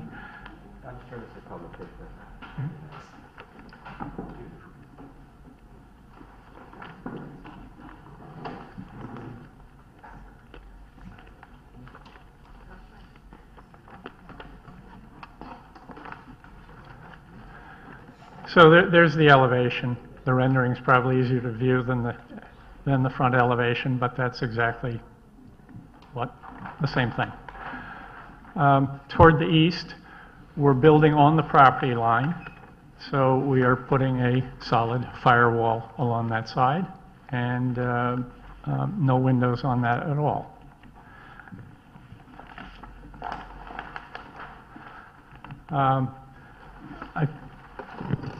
We had the other board.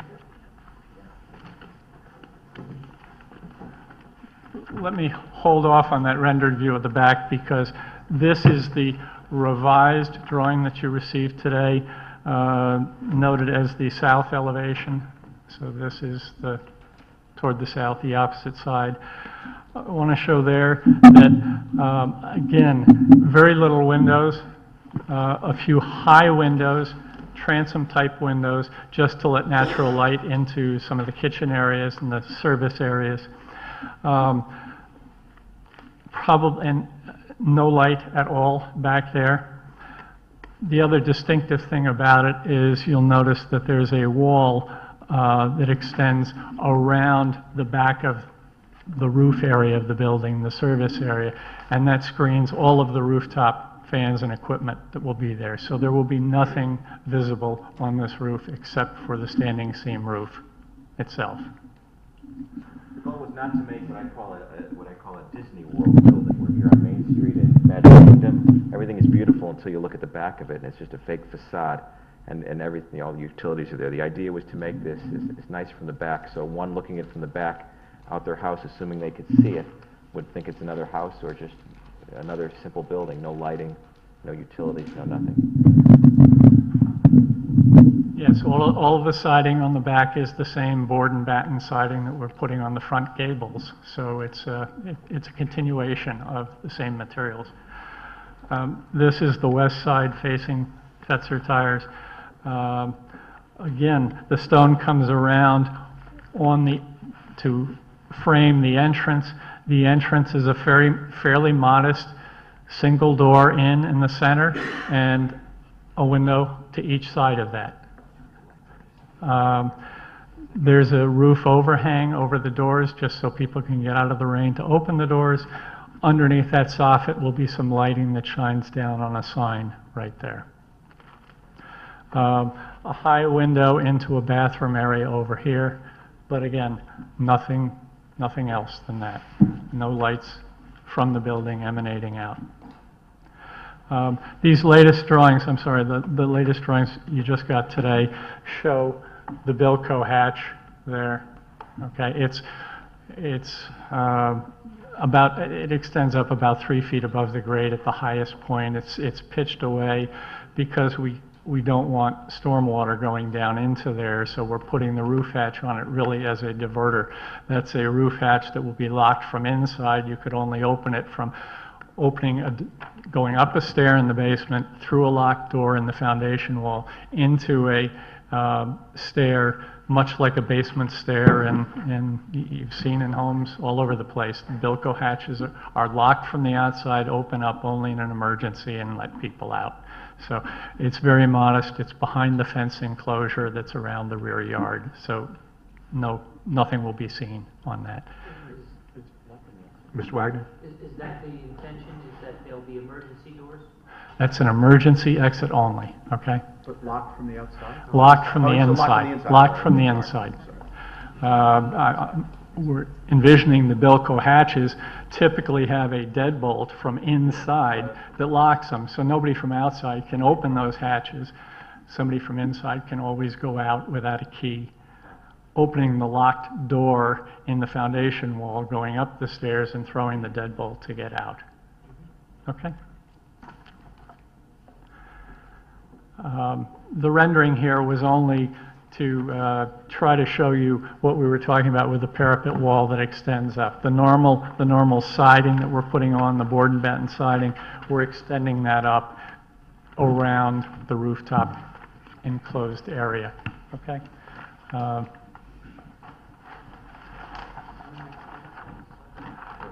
Everything is up behind that, right? All right? And it's well below the ridge line of the roof, so it's going to have an impact on nobody. I think that's basically all we needed to address. The interior is, this is the entrance from the west side coming in to the store. The cashier is right inside there. It's just basically an open store all the way across. It's broken into a couple of separate areas. The main kitchen is just like it is in the Westport store. It's open. You look into it. There's a service display case along here that stops the public from going back beyond there, but you see all of the cooking that's going on. Back behind it are prep areas and walk-in boxes and that sort of thing. And the lower level is, this stair goes down to the lower level. They did put an elevator in for taking materials up and down to the storage area down below, bulk storage down below, to bring baked goods out. It also makes it accessible for disabled people to work in the lower floor. The lower floor has a stair coming down, an inside stair coming down, an inside elevator coming down. It has a small office for Jason and Paula down there, and a 400 square foot bakery. In addition to that is just the mechanical equipment room and storage areas. Okay, and the stair on the other plans comes up right there. That's the extent of the building. We looked at a second floor. We could have had a second floor, decided it wasn't the right thing. Is there anything else I can answer? Any other questions for Mr. Lothrop while he's up here? No? Okay, thank you. Thank you.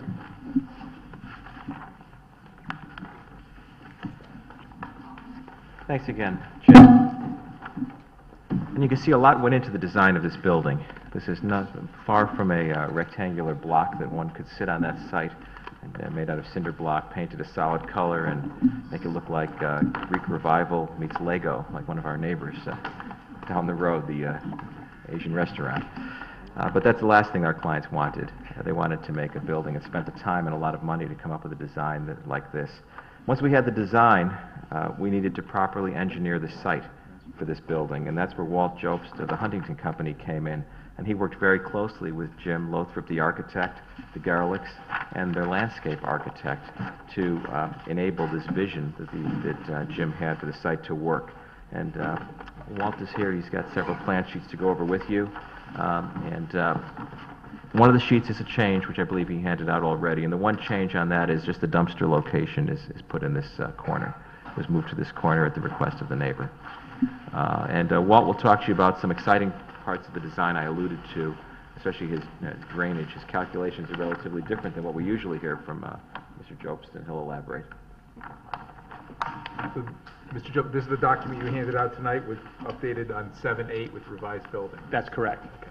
And actually, I submitted a whole new set of my plans rather than just the one sheet that changed. Yep. Figured it would be easier that way. You could take the other ones and toss them. Thank you. Anyway, for the record, my name is Walter Jobst. I'm a licensed professional engineer and land surveyor in the state of Connecticut. I'm employed by the Huntington Company, which has offices here in Fairfield. As have been stated, the property's a little less than half an acre. It's on the south side of the Post Road. Contains several dilapidated buildings that will be removed. There is no drainage per se. There's a couple of catch basin dry wells in the site, one which we will renovate and use in the rain garden. We have all utilities available in the Post Road, water, gas, electric, sanitary sewer, and we will utilize those during construction. The proposal is obviously to take down the existing structures, regrade the site somewhat to get a flat working area. In our investigation, we found that there is no drainage, storm drainage available in the Post Road that we could tie into with any drainage system that we propose for this site. Based on that, we came up with we felt a state-of-the-art system to handle the drainage, and that is that our parking area will be entirely constructed out of porous pavement. We've used that up at Fairfield University. I'm in the process of having that installed at Black Rock Congregational Church on Black Rock Turnpike, and to date we've had pretty good results in using that. So all of this area here on your plan, it's stippled, will be all porous pavement. Now, unlike normal pavement where you have 4 inches of asphalt, you have 4 inches of crushed stone, you have anywhere from 8 to 10 inches or 12 inches of bank and gravel underneath that, and then your existing subbase. This section through the porous pavement is, this is a little bit different design.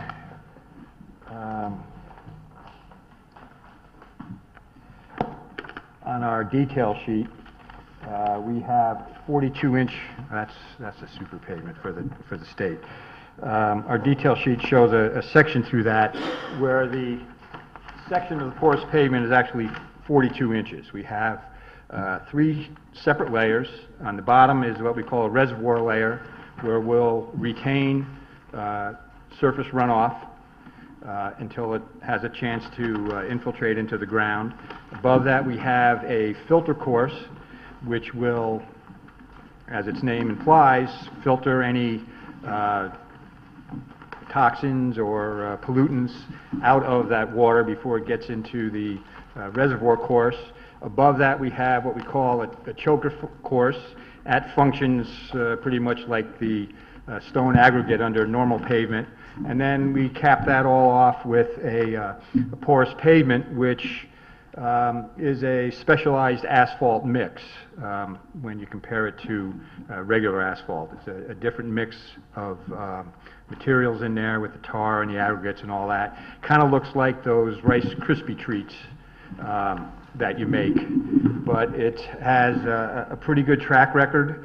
It's been studied since 2004 up at the University of New Hampshire, and as you can imagine, the weather up there is pretty intense. It's had a very good track record. They've had no problems with that to date. So we felt that in this instance, because of the lack of drainage that was available, we would go with a porous pavement. Mr. Wagner has a question, I think, before we get off porous pavement. So the filter layers, do they need maintenance? No. This whole design is you do need to inspect the asphalt aspect of it. You don't need to sand this at all in the winter. Any snow that accumulates, you're going to plow it, but no ice per se collects because it will drain through the asphalt and then on down. If you do find that you have sand or accumulation in the asphalt, you get a jet vac like they use to clean out the catch basins in town, and you literally vacuum the parking lot and take the sands out. The filter layer, that's below the aggregate. That's below the aggregate, above the reservoir course. That will treat the pollutants by what we call adsorption, where the pollutants adhere to the granules of the soil and then over time break down, or will filter out larger stuff, but it's fairly maintenance-free layer when you get down that far into the cross section. And then one of the things in the code enforcement under conservation, the suggestion that there should, I don't know exactly how to interpret this, there should be some mechanism to legally document the porous pavement, so no excavation for utilities, repaving, or parking lot patching occurs or reduces or removes the porous nature of the pavement way into the future. That's an interesting comment, we noticed. And, that's a good question. The property owner obviously has an obligation to maintain their property and not to pave over this. That's a condition of our approval. We're putting this in, porous pavement. And if we decided to pour concrete, obviously that affects every calculation, drainage calculation.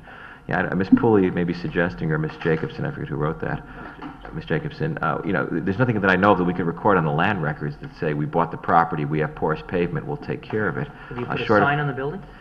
I don't know what she's suggesting. I know that you're now driving on porous pavement. I suppose you could put a sign in the corner that says porous pavement, don't seal coat me. I don't. That's an interesting comment. We'll have to coordinate with her. We've never come across that before. Porous pavement's new, and I think the people that have it, like Fairfield U and some of the property owners, really understand what they have and they love it. Because, this freeze thaw is the most important thing. Bad for lawyers defending slip and falls. Because what happens now, you have snow melts, and then it freezes at night, you get black ice all over. You never have this with porous pavement because the minute the snow melts, it goes straight into the pavement, just like rainwater would.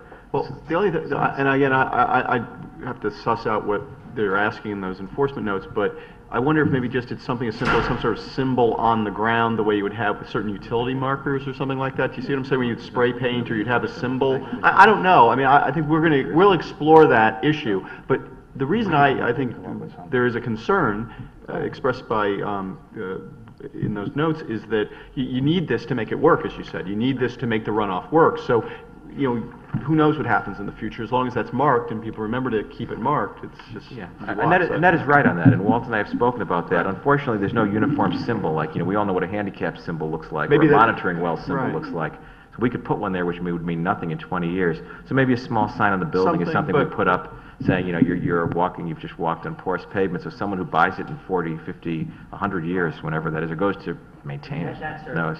That's our comment, right?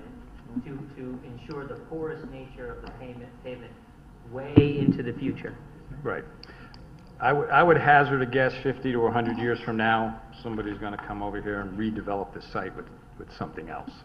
But I would agree. There's some methodology we need to come up with to ensure that for the foreseeable future, people are aware that you can't just pave over this. It needs to stay as porous pavement. What is the lifespan? Do we know what the lifespan is at this point? I'm sorry, we just, one conversation at a time, please ask to be acknowledged. I'll acknowledge you now, Mr. Lawson. Do we know the lifespan? It's, as I said, a little bit before 2004 at the University of New Hampshire, they started studying this and several other different methodologies for treating stormwater runoff and whatnot. They paved a parking lot up there in porous pavement. That's almost 10 years ago, and they've had no repairs that were needed. It has functioned as designed for that period of time. So I'm going to say, 10 or 20 years. Typically, pavement will, you'll have problems with pavement where you'll see the alligatoring cracks and all that. That is generally from a freeze-thaw cycle where the water collects underneath in that aggregate layer and expands and contracts. But we haven't seen any of this in 10 years. But you're not going to get that with this because the water is going to be, several feet below that. It doesn't freeze then when it goes down into the holding layer? No, because that's below grade. That's insulated. Yeah, I mean, a footing for a house. You go down below the frost line to make it stable. That's basically what we're doing here with the bottom of our system. Mr. Jacobs, I think, has the next question. Yeah, now the area in front and by the door are some type of paving stones? In here? There, and also by the entrance door. Yes, this is, well, I haven't gotten to that yet in my presentation. Because that's a paving stone, my concern there is that you'll be sanding that and the sand will get into the parking lot. Well, it's graded such that the water from the front of the building drains into our rain garden here. My concern would be more on the side there where the door is. There. Where this is here? Yeah, because it meets up to the blacktop. Well, you could possibly get some sand. I don't envision a lot of sand in that area. Again, it becomes a matter of inspection. You look at it twice a year or however frequently it needs to be looked at. If that sand does get brushed off here into that, you have to maintain it. You have to get a jet vac out there, vacuum up the accumulated sand, and then it goes on working the way it was designed. But, anything needs to be maintained. Catch basins, unfortunately put them in, forget about them until they fill up with gunk and then the road floods. Well, you got to go and clean them out. It's like anything. No matter how we try, I haven't gotten to getting a totally 100% maintenance-free design on anything, so we need that a little bit. As I said, this front portion, which is grassed and has the seating patio, that will all drain to our rain garden. The total roof area, we will direct the roof leaders. We have a manifold, which you can see on the engineering plan, running almost the length of our parking lot. All of the roof water will drain to that manifold, which will then go into the reservoir layer of the porous pavement. Now, we've done the calculations. That doesn't overburden the porous pavement layer. We've anticipated that and adjusted our design to take care of that. And that's pretty much all the water on the site. We've designed this to meet the DEP stormwater manual specifications. We have a 2-year storm, and any storm. We don't have any runoff. It's all retained on site. So, we meet DEP standards, we meet conservation standards, and whatever other standard you'd want. Everything is collected, retained on site, and allowed to infiltrate into the natural ground. Mr. Jobs, I think Mr. Wagner has a question about what you just said. So the other two points that Laura Foley made were to put cleanouts at the ends of the roof leaders and the manhole pipes. Did you make that correction? That would be part of the when we develop construction plans, but that will be in there. Okay. We will have cleanouts at grade, probably close to the building where the leaders come down. I don't think it's been worked out yet how we're going to handle the leaders, but that will be part of the construction plans. We'll have that ability to go in there and be able to clean the connection from those to the porous pavement. And then there was a recommendation for coniferous trees around the perimeter. The landscape architect will address that. You've done that? No, we're going to talk about that recommendation. The landscape architect will address that because he doesn't agree with that coniferous trees because they have needles, and he's concerned about the needles clogging the porous pavement. He's much more comfortable with deciduous trees because the leaves could be vacuumed or raked. He has a bit of a concern that if we put coniferous trees, you've got needles that are going to get in the holes, and that's not a good idea with porous pavement. So he doesn't, but he's going to talk to that. He's going to talk about that. We recognize that concern, and we'll work with Ms. Pooley on it, but we don't think that she's correct on that the one aspect of the pavement. Thank you. Do you have a question, Mr. Kennelly, before Mr. Jobs? Yeah, I do for Mr. Jobs. Mr. Jobs, I just wondered what the pre-development and current development as planned kind of runoff calculations are. Where is the site prior and where is it after you've developed it? Right now, the site is roughly pitched this way. Right. And as I said, there's really no drainage. There's a couple of catch basin dry wells, I think, that do what they do. Most of this front area is a gravel parking driveway area, and it discharges to the post road. Right. That's current. Okay. Our proposal is everything stays on site. With rain gardens, these kind of rain gardens, the porous pavement, roof leaders, the roof area going into the reservoir layer in the porous pavement. We are retaining everything on site. Typically, I would design a detention system where we have some kind of a restricted outlet and we let it out at a slower rate. We don't have anything to let it out to here, so it's all stays. You're keeping your runoff on site. On site. Okay. I think we have one more question before you continue the presentation, Mr. Jacobs. Can you just give an explanation or a little discussion on the catch basin in the middle of the rain garden? That is going to be that's the location of one of those catch basin dry wells. During construction, we'll see what the integrity of that is. We've placed that there again so that water coming into this grassed area, into this rain garden, the grate is above the actual ground so that we have some ponding of water there so that it'll infiltrate in through the ground. If flows get big enough, it'll go into that catch basin dry well, exfiltrate through the dry well. If it's real big, we have an overflow connection, again, to our manifold for the roof leaders in the porous pavement, and it'll collect there and then, again, exfiltrate into the surrounding area. So the catch basin is really an emergency system. Your goal is to keep it in the rain garden? Yes. Okay. You can proceed, Mr. Jobs. And we have, as part of our, excuse me, our development plan, I've spoken to people up at DOT to basically run this scenario through with them to see if they would be, it would be acceptable, because there's no drainage in their highway. I've given them plans. They've done a preliminary review. They've had a few minor comments as far as notes and whatnot, which we will address when we make our application to them at the DOT. But all in all, they are pleased with this design and are looking forward to it being constructed.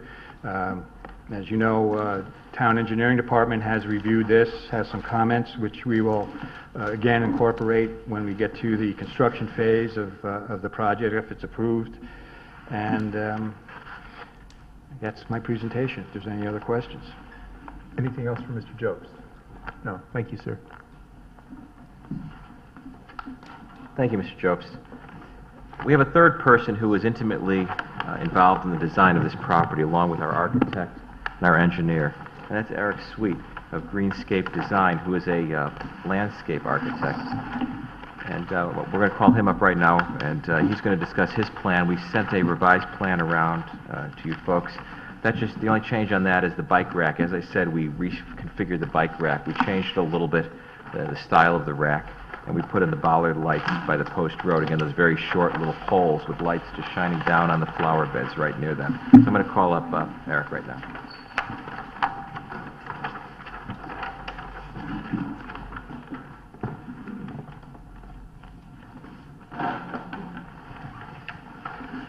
Good evening. My name is Eric Sweet. I'm a landscape architect in Fairfield with Greenscape Design.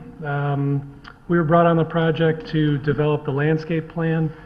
And initially, our approach was to look at the architecture of the building and consider what the site was and has been, and develop a plan that would sort of soften the architecture, tie in with the architecture, and sort of retain a lot of what the property has been over the last 20 years that I've known it to be, which for the longest time was a garden center.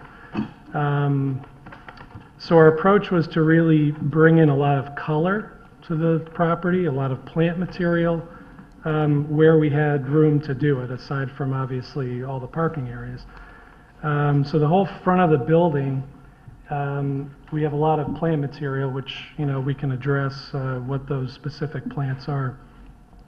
We also wanted to create an area outside for overflow from the inside of the building for people that were shopping and wanted to go outside. So we looked at creating from these two front doors a terrace area with access out of these two doors. But we didn't want people to be able to go into the building from outside, so we created a stone retaining wall around that terraced area, but also wanted to soften that. So we created a planting bed on the inside of that wall where we'd have a lot of flowers. So people on the inside looking out would see a lot of color, and when they're sitting outside or just walking outside, there'd be a lot of color.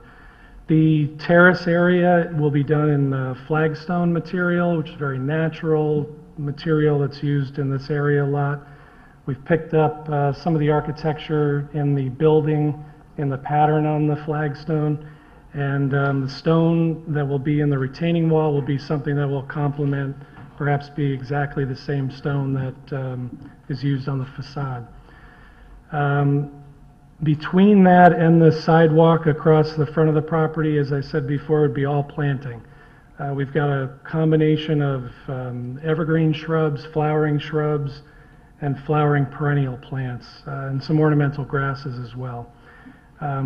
Things that will bloom at different times of the year, from spring through the fall, and then things that will be there in the winter as well, evergreen shrubs. Part of that front design, as has been addressed, is to create a rain garden, both for runoff from the section of the roof, mainly this quarter of the roof over in this area, which is very far away from the parking area. Any leader drains over here will be directed to the rain garden, and all the runoff from this patio area will also be directed into the rain garden.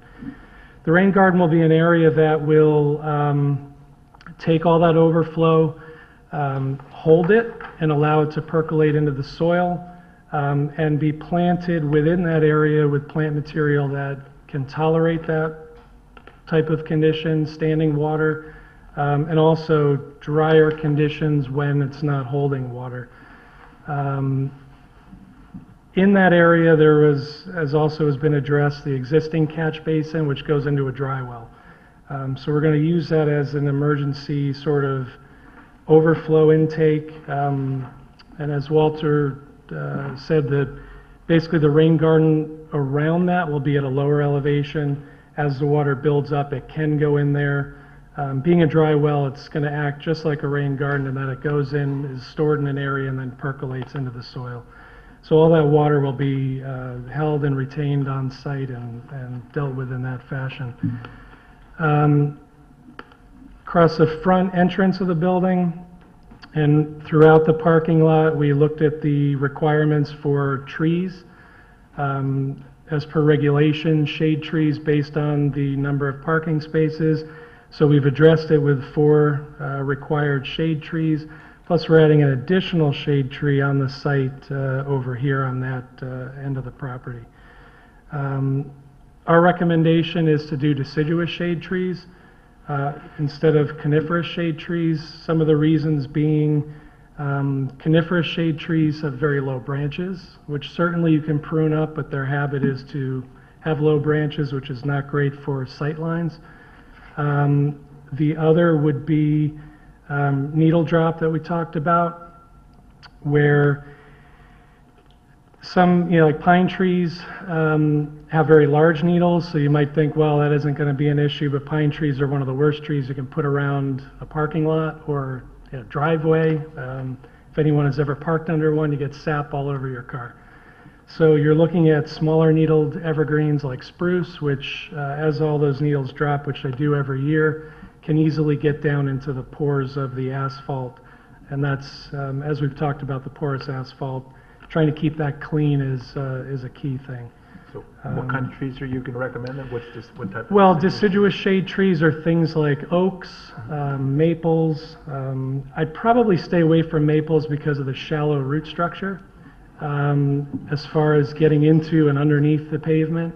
So I'd look more for things like oaks, zelkova, elm. There are a lot of disease-resistant elms now which are doing very well.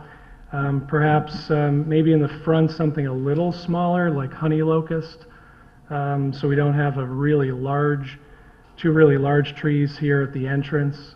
We want to leave sight lines open there, where the ones in the back can be something that can get a little bit bigger.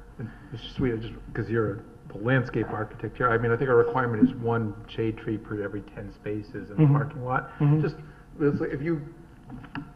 if your plan gets approved and we go with deciduous trees, realistically, how many spaces are they going to provide shade to? And will they provide shade to any spaces?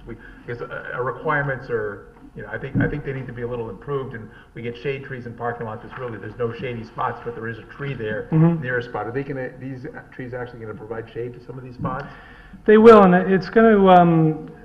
Mainly, the south is to the bottom, the north is to the top, east is here, and west is here. So as the sun moves across the sky, shade will be cast at different locations. So shade more so because the sun is, south is facing this way, will be cast on the spaces along the back and coming up the sides, more so obviously as the trees grow.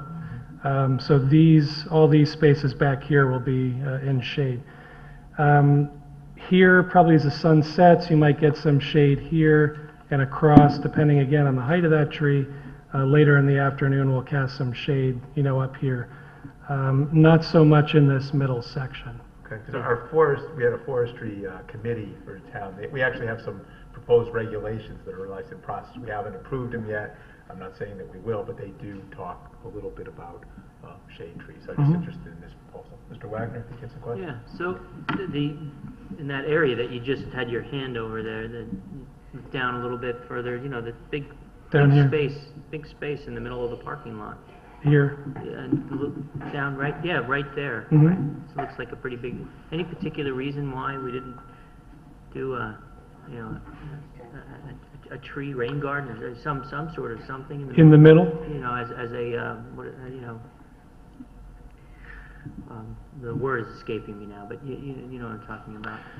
Well, I would say mainly for access and room for cars to be able to back out, turn, and pull out forward. If you had some kind of an island here in the middle, these cars would be very limited on their mobility, especially if all the spaces were filled and they had to be able to back up and turn to, you don't want people backing out of the parking lot. So you need to have that area to be able to For turn information around. purposes, about how many spaces are projected for the lot? I should check it in the book. We have, my number, I think it's 30. We have 32 spaces provided. So it's a 32-space lot. 32 space lot, right. And Mr. Galante could address The turning and stuff like that. We looked at that issue. I think Mr. Jacobs has a question for Mr. Sweet now. With the rain garden, a couple of part questions. First, have you done rain gardens before? And before you answer that, is this one of a large enough size where the biofiltration will actually work? Because there is a size where if it's too small, you really don't get the benefit of biofiltration, and it needs to be of a certain size. In your experience, is this big enough, and have you done them? Yes, we have done them. Yes, it's big enough. I put a note up here, and I don't have the numbers memorized, so I can slide this over and read it. We basically figured on, again, 25% of the roof, because the other leader drains were going to be directed into the underground drainage. So we're handling about 25% of the roof square footage and all the square footage of the terrace and walkway area. So we have a total of that square footage listed on there. You basically take that square footage, divide by 6. That gives you the required size of the rain garden, and you'll see in that calculation that our rain garden is larger. 60, is that it? Is it required based on this? 1/6 of the square footage of area in which of water. Conclusion. Mhm. I'm sorry, Mr. David. So you need about 260 square feet to. And I believe ours is over 300, yes. 347? I believe that's correct, yeah. But I was going in a totally different direction. Okay. Not was it big enough to handle your runoff? Mhm. Is it big enough to work as biofiltration? Yes. Because And those any- are two different things. You're right. Yeah, because we're oversized and we have enough planting in that area, it will certainly be large enough to biofilter that water that is entering that rain garden. Yes, go ahead, Mr. Kennedy. Just for those of us who don't know exactly how biofiltration systems work, because we haven't done our homework as well, how do they work, and why is it that this will, could you explain to me, how is it this space you have, why will it biofilter effectively? Can you just briefly explain that? Well, in a rain garden, the biofiltration is by means of the plant material is part of it. Right. Where they're absorbing a lot of the water and what's in the water, using that water and the nutrients, say, whatever nutrients are in there. I mean, we're not talking about fertilizers because it's really rainwater that's going in there. And then also the soil that you use filters out a lot of particles. And then underneath it, you have to use a gravelly soil for drainage as well. So between the soil and the roots of the plants absorbing a lot of this, that's where the filtration, the biofiltration comes in. So the calculations of the size of that based on the flow of water into it, and then the plant material that you put into that area are where you create the filtration. So the calculation, if I'm correct, is you've got so much water that's coming, it's going to have a certain amount of particulate matter you don't want in your watershed. You have to provide a certain amount of soil and plant material that, based on certain scientific calculations, Correct. or whatever, will adhere to this or hold it so it doesn't go into the underlying water. Correct. Okay. Correct. And you have enough. And we've made it larger than what the water capacity.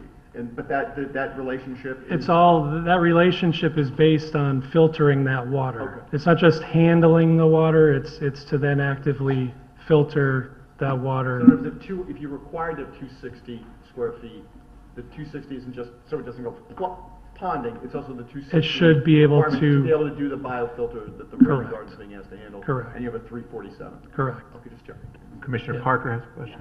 I have two questions. One would be, I understood at the beginning of the presentation that there are more parking spaces than required, and whether or not one or two of those could be diverted to holding a planter and trees for the parking lot. Is that something that's been considered? Or? I mean, it is a lot of space without shade. Right. It's certainly something we can consider. I would defer to Brian. It is something we considered. However, the thought was we would rather have extra parking spaces. So one coming in would always have extra spaces, so one could pull in if you had children or an elderly person. There's plenty of room not to be next to cars all the time. We thought this would give us just an abundance of parking. So if you wanted to come in and park away from other cars, wouldn't be a problem. We thought that would actually work better on the site, given the orientation that Eric spoke about with the southern exposure. That would work better for this site than taking out a space just to stick a tree in it. So, I mean, it could be done, yeah, we have extra spaces, but we thought as the design, we talked about that, and we thought that putting the large trees in the back would work. And then we spoke with our neighbor to the rear as well, and we've had conversations with her, in fact, about putting some trees on her property as well. Offered that to her while we were doing the site. In the event she has a row of trees already, one of them was knocked over, we'll probably remove that for her while we're doing the site work. And we've had discussions and offered to plant trees along her border as well that become her trees of her choice while we're doing this. My second question, of course, is for the landscape architect. I'm a little curious why you haven't used any herbs. We do have lavender. Labor for sale inside. Yeah. I'm picking up from the garden. Yeah, we certainly can add herbs to the gardens, and that actually has been discussed as well. Yeah, and we do have planters, pots with annuals, and those can be herbs as well. But we have talked about adding herbs, and we do have some. We do have lavender. We do have some dwarf blueberry bushes too. But yes, herbs can and probably will be. Yeah. And maybe some garlic plants too. So we have garlic and herbs. Yeah. Okay, Mr. Sweet, you can continue with your presentation. Okay. So again, we addressed, the shade trees, and basically the other remaining planting along the back of the property. There will be a fence. A wooden fence across the back, kind of, to screen the residential area.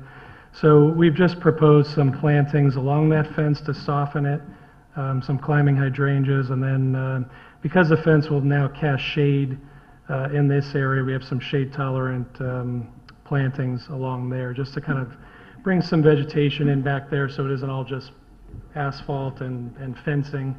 And again, some climbing vines on the fence over here as well. So, where we could bring in plants, we did. The walkway area along the side of the building will also be flagstone, so very natural stone material. We do have the two bike racks here. They were originally, I think, on the previous plan, located in the beds along the edge of the sidewalk. But this sidewalk, which goes out to the sidewalk along the road, is more narrow. So bikes could potentially block access along there. So this is over, I believe, 8 feet in depth. So we certainly, we have about over 4 feet from where those bike racks are oriented and how the bikes would be oriented, so there'd be plenty of access way for people and bikes along that area. What was addressed earlier as well is the space between the post road and the sidewalk. We have a substantial lawn area there to allow a buffer for not only people walking, so they're not right up against the post road, but also snow in the winter from the post road being plowed so that this sidewalk can remain open and clear for access. And again, this walkway along here connects to that, so people coming down that sidewalk can walk onto the property, not have to go into the parking lot. They can access it from there. Got photographs of the, suggested plants. And the other change on the most recent plan, as Brian mentioned, was bollard lighting. In talking about the site and looking at it in the evening, it can be very dark back here. There's really no lighting in the parking lot. There is lighting on the building, so around the walkways would be illuminated, but people that would park back here, it'd be a little bit on the dark side. So we're proposing bollard lighting that basically directs light downward, nothing really upwards. And that light would be used to around the back of the property, along the edge of the parking lot, to illuminate some of the spaces back there. And then also, there's one on this corner, two at the entrance, just to illuminate down, so people coming in at night when it's dark, the sidewalk is visible, and also the entryway. And then, Sorry, we gotta maintain a little order. Mr. Sweet, I want to make sure you're gonna get done with your presentation as well. Yep. I think Mr. Wagner has a question, then Mr. Kennelly. A quick question, on the back side of the property, you mentioned a fence? a wooden fence along this rear property line. How tall is the fence? What kind of fence? 6 feet, I believe, was the fence, and just probably a solid board-to-board natural cedar fence. And so the plantings would be on your side of the property line, so the fence would be facing your neighbors, residential neighbors to the rear. Correct. Would any of the plantings be above the fence line, the 6 feet fence line? No, they would not. So they would all be low. So yeah.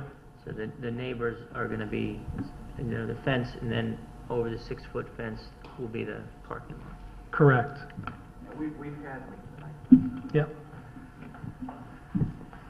We've had a discussion with Ms. Stern to the rear about the fence. Stern? Yeah, the owner of the property to the rear, about the fence, the material of the fence, whether she'd be interested in having a gate that opens to her direction so she could walk onto her property if she ever wanted to come over.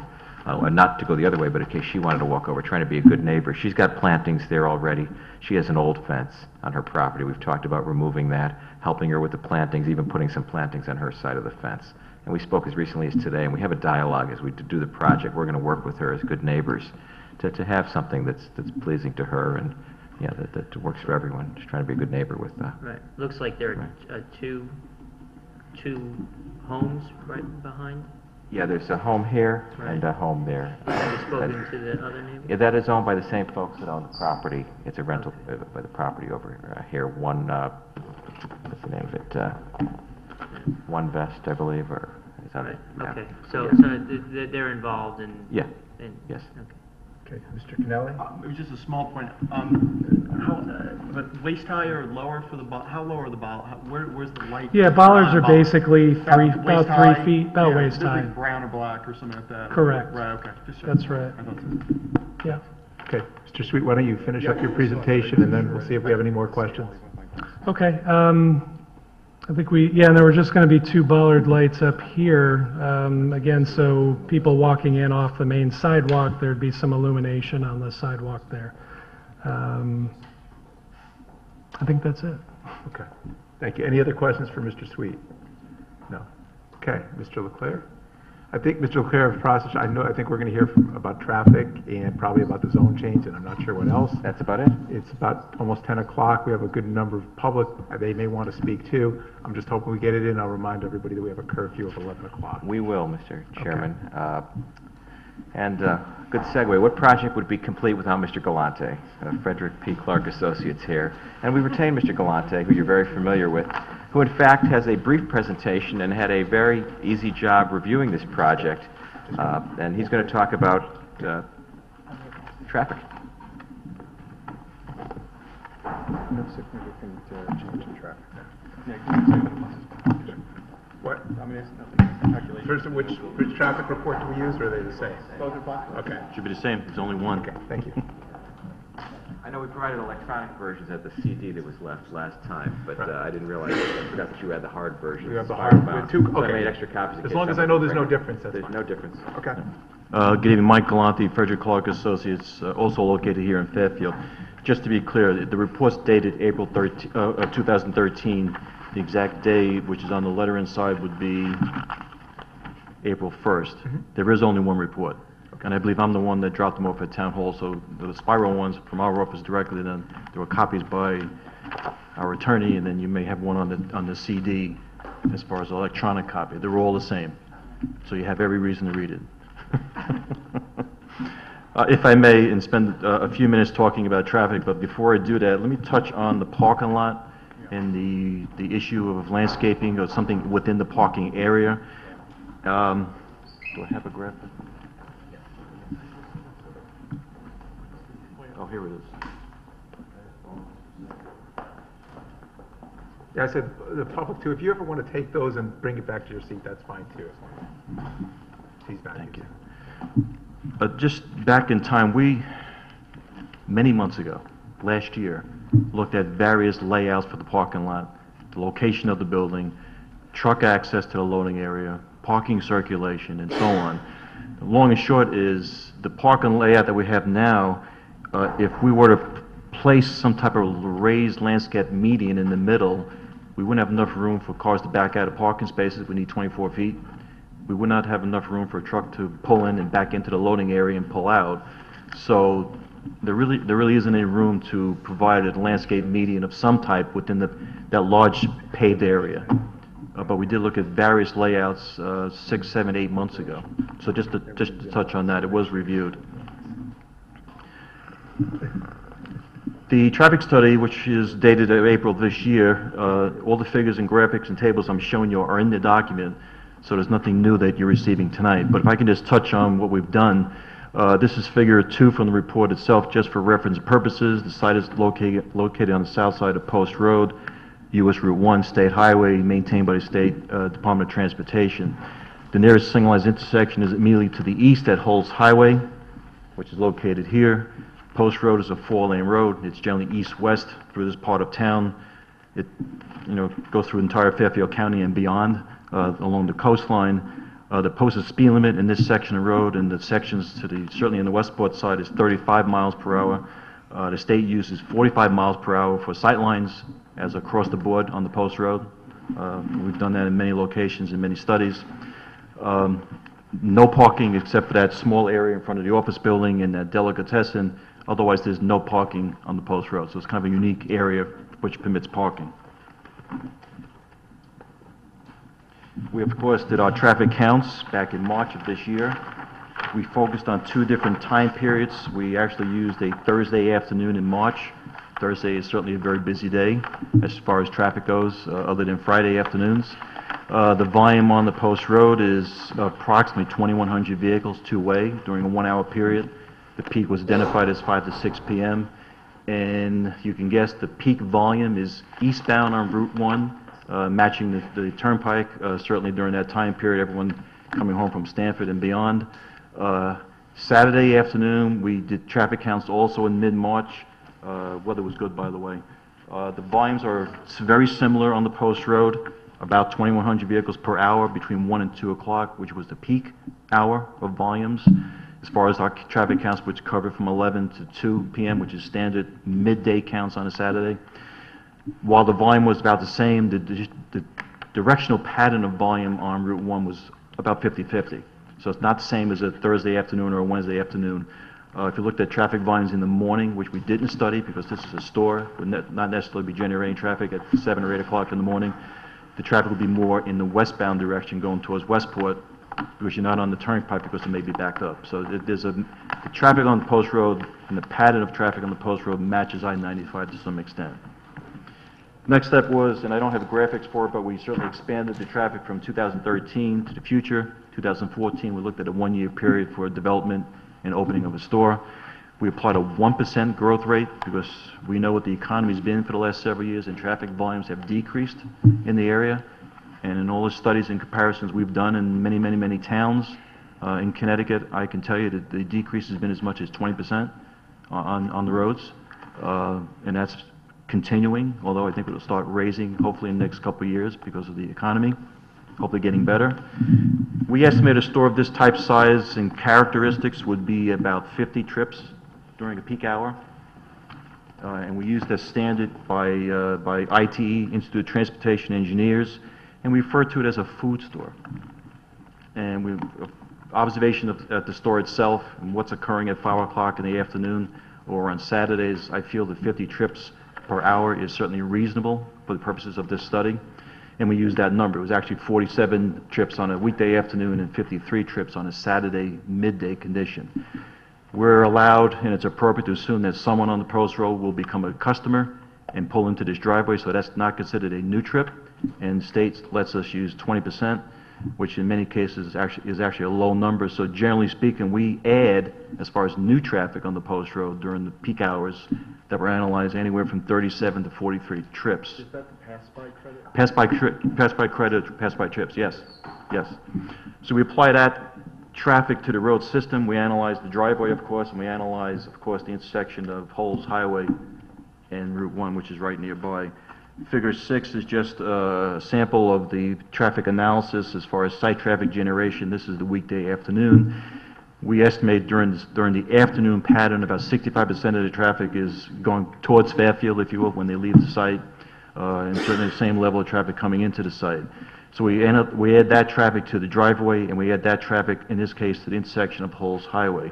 Keep in mind that the state DOT criteria for a traffic study is if you have less than 100 trips added to an intersection, you don't need to analyze it. We certainly analyze it because we're under 100 trips, but we're analyzing it to see what the impact is. That's their new rule of thumb, if you will, as far as criteria for a traffic study. If you add more than 50 trips to a left turn, you have to analyze it. We don't do either, but we've analyzed the signalized intersection of Holes Highway. Next chart, of course, you won't be able to see from there, but it's table 5 in my report. This is levels of service, delay, vehicle queuing, and so on. Essentially, what this chart shows is that the intersection of Holes Highway and Route 1 operates actually quite well. And if we've been there, we all know it works fairly well during peak hours. It's operating at an overall level of service B during the peaks. Certain movements may be anywhere from A to D, but overall it's operating at level service B. When we add our traffic to the intersection, we maintain the same levels of service. We don't change any levels of service on approaches or overall. And as far as the impact or added delay, it's very, very minimal. And I'll use the word insignificant from as far as a measurement. So it's a minimal impact, if at all. So it's clear to the public that that's based on the 2014 no build being 1% added growth. Yes, yes. Thank you. What you've observed in recent years during the Great Depression has been this drop-off. So yes. we may have, in other words, the public may have experienced a lower traffic volume than a 1% increase. What's there now? In other words, you're basing we're being very conservative. conservative. Still being very conservative. Very conservative, yeah. But it's not based on a decline in traffic volumes. It's based on a slight increase. We're assuming the no build is 1% up. We're assuming a slight increase in the next year or two. Yes. But it appears that based on that, the no build versus build is pretty limited. The B traffic, B service goes by 0.3 and so on. It's very, very low. Right. And just to mention no build conditions, the traffic volumes other than the growth rate, we looked at all other developments along the Post Road, Westport and Fairfield, which I think we've done all of them that are occurring at the moment. And as far as traffic being added to this section of the Post Road, there's not really anything impacting this section that will increase the traffic. That's why we stayed with just the 1%. So I can assure you what we're looking at projects all the way through both towns. There isn't something that's really impacting this section of the Post Road. I'm not disagreeing with, I think that your methodology, I read that, I think it's very reasonable, but I'm just saying that maybe the real world impact from people's experience might be less. That's all I'm saying. Yeah. Because traffic volume has been so down because of economic activity being down. That's right. In recent years, the last 2 or 3 years. Okay. Well, since 07, 08. Right. Yeah, yeah, and it's. I don't want to interrupt your flow, but I did have one question. In the southbound leaving, the biggest kind of increase in VC, which is like this kind of vehicle capacity that jumps from like it's in the southbound. I guess it's in weekday afternoon to weekday afternoon. It jumps from like 0.64 to 0.69. I guess that's like the heaviest jump. It's almost a 10%, like a 9% jump in terms of the impact. Now the state says that a road is functional up to .10, in other words, right? So if this is .69, it's still... No, 1.0. 1.0. 1.0. Right, no, I know, I'm not sure, Yeah. I'm not saying, so it's Yeah. 1.0, so Yeah. 0.64 going to 0.69, while there's some... There is no need to address that as far as changing the traffic signal timing, which is So the in way other you would words, answer that. after 0.10 is where you would begin to consider changes in traffic At signal. one, timing. at Only 1.0, that we would be doing mitigation. Mitigation. You'd be doing mitigation at 0.95 or 0.9. and Approaching that, but you wouldn't yeah. do it at only 0.5. No, not at all. And when we're looking at levels of service and vehicle queuing and so on, it's all of these items put together in the analysis. And I can tell you that the state DOT wants the main line, Post Road, to have the longest green time to move traffic. So if you look at the analysis, you'll see that southbound is operating at level of service D, which is, lower on the scale, like in school, as we know. But if you look at the Post Road, it's operating at A and B. Right. So you're moving traffic, and also keep in mind the signal, this one traffic signal is interconnected and coordinated with all the traffic signals, all the way through Fairfield and all the way through Westport. I just one more question, Mr. I understand Table 5, the top is the US Route 1 at Halls Highway, and really there's no deterioration on level of service, and the project delay is minor. It's less than, it's up to 0.3 is the highest number there. Correct. Let's explain at the bottom, US 1 at the site access drive. Now that's new. There's no build conditions, and the build conditions, you've got an A, and then And D.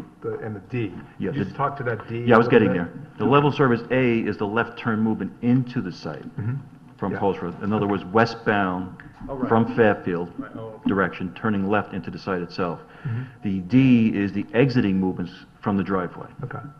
So that delay is at our proposed stop sign, if you will, coming out of the site itself, making a right or a left turn. Level of service D.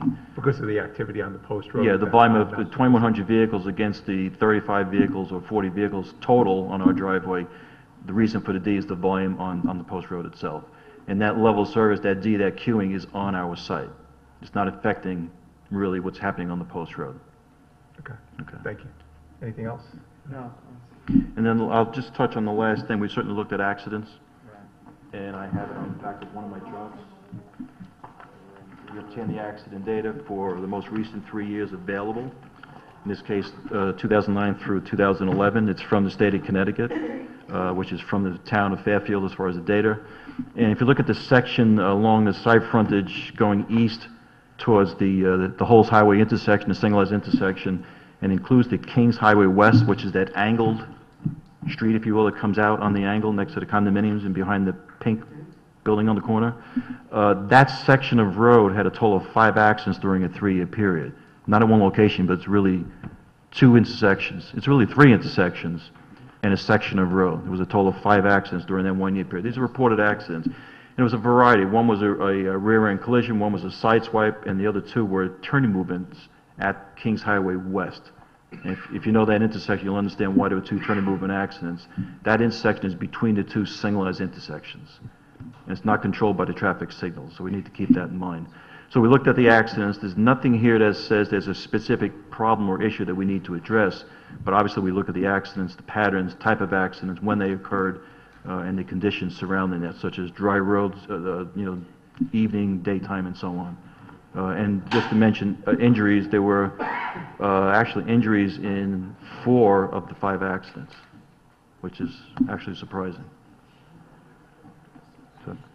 So we looked at all of that. But overall, the results of the analysis and our recommendations is a driveway that's stop sign controlled, stop bar, stop sign, meeting certainly state standards as far as signing and location, height of sign and so on. Sight lines, we didn't talk about that, but sight lines are certainly adequate and more than adequate in both directions on the Post Road. The state will use 45 miles per hour in their review. They actually had no comments on sight lines or sightline issues on the comments on the site plan.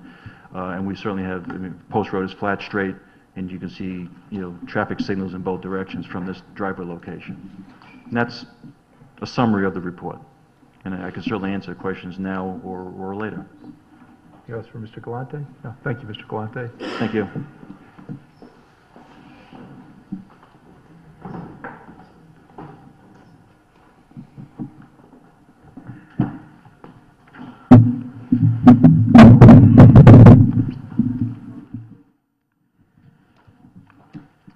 Thank you again, Mr. Galante. Code review, there's really nothing significant that came up in code review. Engineering discussed the diversion of rainwater, which was accomplished with the rain garden that we put in. And that was also not fully designed at the time of code review. It is now. We talked about the coniferous trees versus the deciduous trees, the porous pavement. And Mr. Sweet has given great thought and worked with Mr. Jobst regarding the plantings, as you've heard. As you can see, the Garlicks who are here tonight, Jason and Paula, who've been with us all night, have spent considerable time, effort, and funds designing a building that will become a part of Fairfield's gateway from the west. And it's not an inexpensive building by any means, as you could see. This is a multi-million-dollar investment in the town of Fairfield by the Garlicks. It's a design that's incorporated many of the architectural and appearance standards this commission has suggested and which are applicable to this part of Fairfield. This is going to be a building constructed with very high quality and aesthetically pleasing building materials. As you can see from the team that we have involved, every aspect of the design has been coordinated from architectural perspectives to the landscape design of this site. I should note that the current zoning does not permit even the existing use of the property. And we seek to change the zone on our property, as you can see from the zoning maps, from design industrial and a strip of B residence to design commercial. Fairfield's master plan, our plan of conservation and development, as you know, notes that the current development along the western edge of the post road where this site is developed, quote, lacks visual cues that one is entering a new town. The master plan goes on to recommend that development at this site, quote, should be encouraged to reflect architectural features that enhance the visual appeal of the commercial and adjoining residential area and help create a sense of space. And finally, the master plan recommends that the design industrial district be rezoned as a design commercial district, exactly what we're proposing on this site. And that's exactly what the Garlicks have done with the design team for this project. They've retained well-respected and prominent experts in the fields of architecture, engineering, and landscape architecture, as well as traffic, to design their application and support their application. There's going to be no adverse impact on existing traffic. The site provides more parking and landscaping than is required under our regulations. And Jason and Paula have come along and have proposed a reclassification of a neglected site, one with outdated zoning, one with buildings that are being condemned. And they've proposed a building that's going to harmonize with the neighborhood. It's going to act as a transition in character. It's going to protect property values, and it's going to preserve and enhance the appearance of our community and their community. And we ask that you support these applications and welcome Jason and Paula back to Fairfield from Westport with their business and to become a member of our community for a long time. And I thank you. Any questions I can answer now or following questions? public Mr. Webb, comments? do you have a question? Then we'd like to go to the public. Yeah, it's hopefully be quick. In the code enforcement at page 5, the top of the page, must determine if the area is patron floor area or seating accessory to retail use for parking space number requirements. Yeah, that is something that was a question that was raised when the plans were submitted because they didn't know before code review what we were proposing there. Was this going to be a restaurant or was this going to be a retail store? And we've clarified it is a retail store and the parking is ancillary, much like we have at Whole Foods and much like we've approved at the Stop and Shop, where you can do that because this is not a restaurant. One doesn't go there. There's no table service or anything like that. This is just seating we put. A lot of it is very aesthetically pleasing and will draw people into this business, as you can see from our photos of what we have now. And we're comfortable with the parking numbers, very comfortable. You know, the Garlicks have, like I said, 20 years on their business down the road. They're essentially moving it here. They're not designing something to fail. They're not proposing a building that'll never work, that nobody will go to. They know exactly what they need and what works and what parking is really required. And that's why they've designed the site just like that for their specific business. Thank you. Thank you. Thank you. Okay. Thank you, Mr. Chairman. That concludes the applicant's presentation. Now we'll go to public comment. For public comment, I just ask you to raise your hand. Everybody that wants to be heard can be heard. If you want to speak, you have to go up, speak into the mic, and state your name and address. You direct all your comments to the, I'll call on everybody to speak, by the way. You direct your comments or questions to the commission. Again, you can speak in favor of an opposition to the application or just ask a question. If you have a question for the applicant, you ask us, and if we feel it's appropriate, we'll try to get the answer from the applicant during his rebuttal.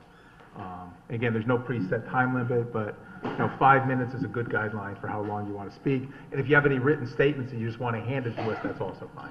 Sir, go right ahead. My name is William Coleman. I live at 11 Overhill Road, Fairfield, Connecticut. I am a property owner and a voter, and a person that understands what your job is. But I want you to tell you what I want you to do. I want you to be very much aware of the fact that people want good appearing buildings every place they can have it. Now that's a derelict building there.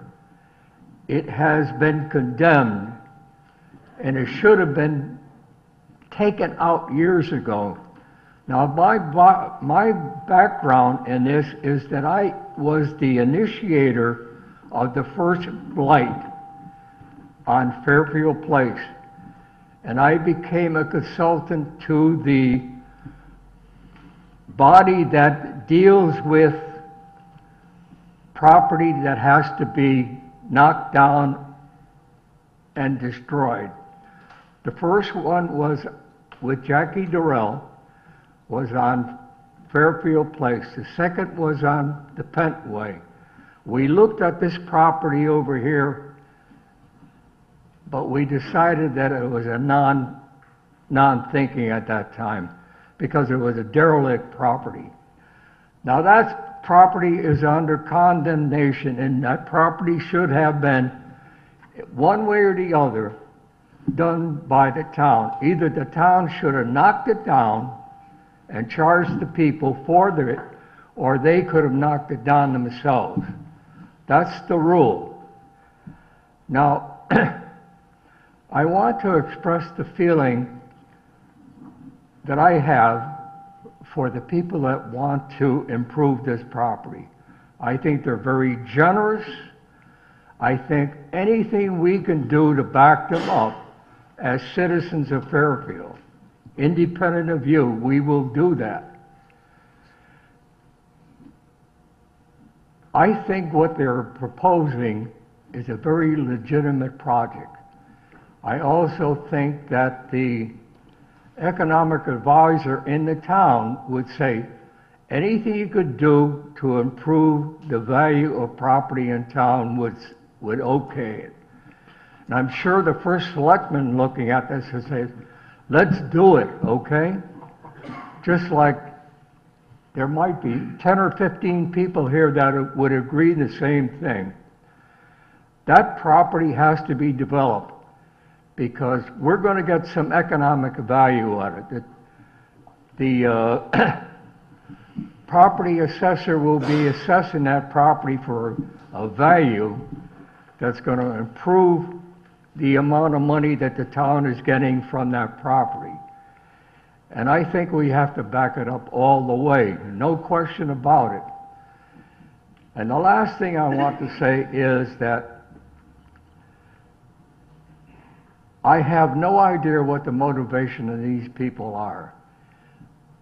But I am a person who does use the value of their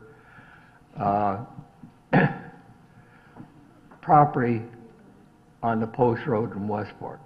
I think they have an excellent service for people, and they're very generous in terms of the way they treat people. I have never heard any comment by any of the people in that organization that was negative to any person. There's kids running all over the place that are falling down, they're knocking things down. And the people that are employed by that organization are then able to do something. Today I was over there with a friend of mine who's in the audience, and some woman fell over backwards, and she lost a couple quarters, and we had to help her to get up. Whatever was her motivation, the employees of that organization would have done the same thing if we had not done it. So I have the highest regards for what these people are doing, and anything you can do to back them up, I'd appreciate it. Thank you. Thank you, Mr. Cohen.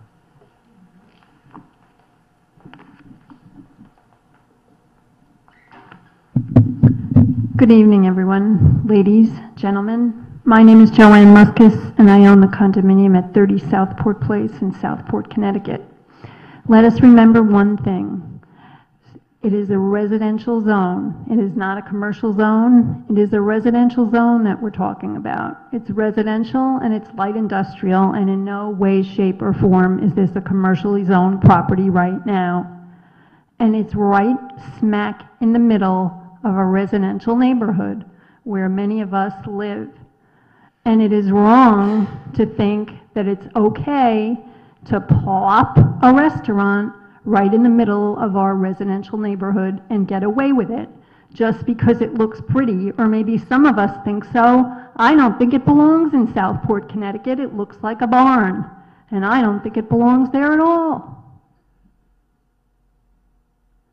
So let's talk about safety and vermin and lots of traffic and accidents. This is a neighborhood where children go to school. This is a neighborhood where old people walk around. This is a neighborhood where people go to a train. And yes, this is a residential neighborhood. That is the main overwhelming factor here. And just because somebody wants to throw a lot of money in here doesn't mean that it's right. And this is not in character in keeping with the neighborhood of the residents of Southport, Connecticut. This is so that somebody can make a lot of money at their restaurant. And that is what it's for. So yes, it's better than what looks there now. Yes, it is. I give you that. Does it belong in Southport, Connecticut? That is the question. And that's what everybody needs to answer. Do you want this in the middle of your residential neighborhood? Because frankly, I don't. I don't think a 6-foot-high wooden fence is going to keep out the noise of all the trucks and the garbage trowels banging at 5 a.m. I think there should be a soundproof wall there that's 10 feet high so the rest of us don't have to hear it. To start, because we're probably going to get stuck with this thing, even though I don't want it, and many of my neighbors don't either. But if we do get it, it shouldn't be with a 6-foot-high wooden fence, and it should be with plenty of safety in that parking lot, and a lot more thought should be put into that than has gone into it from what I can see this evening, because I've sat here and heard every word. And frankly, I think there's a lot of safety issues at stake here. There is a lot of traffic that comes up and down that post road every day and every night and Saturday morning. And I think that it's very nice to stick a restaurant with tables and chairs and stuff in front of it. Well, that's great, but there are going to be a lot of accidents out there. I've seen a lot of accidents on the post road. I've lived here for 30 years. And you know what? This is a very big safety issue in this town. And if anybody tries to denigrate that fact or make light of it, they are very, very wrong. And to have people coming in and out of there, and that traffic, that parking lot sounds like a nightmare. I mean, I don't care how many shady trees are in there. It's nice that it's porous and whatnot, and it's going to have the smelly rainwater thing and whatnot, but I mean, the whole thing just sounds frankly dangerous. Maybe you don't live there, but I do, and it just sounds like a complete way for someone to make money, and it is not in character in keeping with the neighborhood whatsoever. So I know it looks better than the shacks that are sitting there now, and by the way, I certainly hope there is no egress to Kings Highway from the back, from that parking lot now or ever. I think the parking or the traffic should come in and out of the post road specifically. Not that anybody cares what I think so much, but I have lived here for a long, long time, and I think that this is all for mercenary means.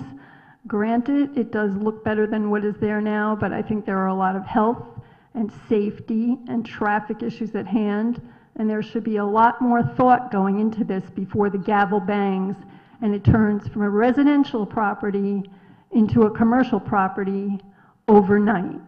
There are a lot of pretty architectural plans, I give you that, but that doesn't mean it's right. And that doesn't mean it was what is belonging in the middle of Southport, Connecticut. And it still shouldn't look like a barn. I don't care how much was spent on the architecture, I'm sorry. Well, thank you for listening to me. Thank you. Yes, sir.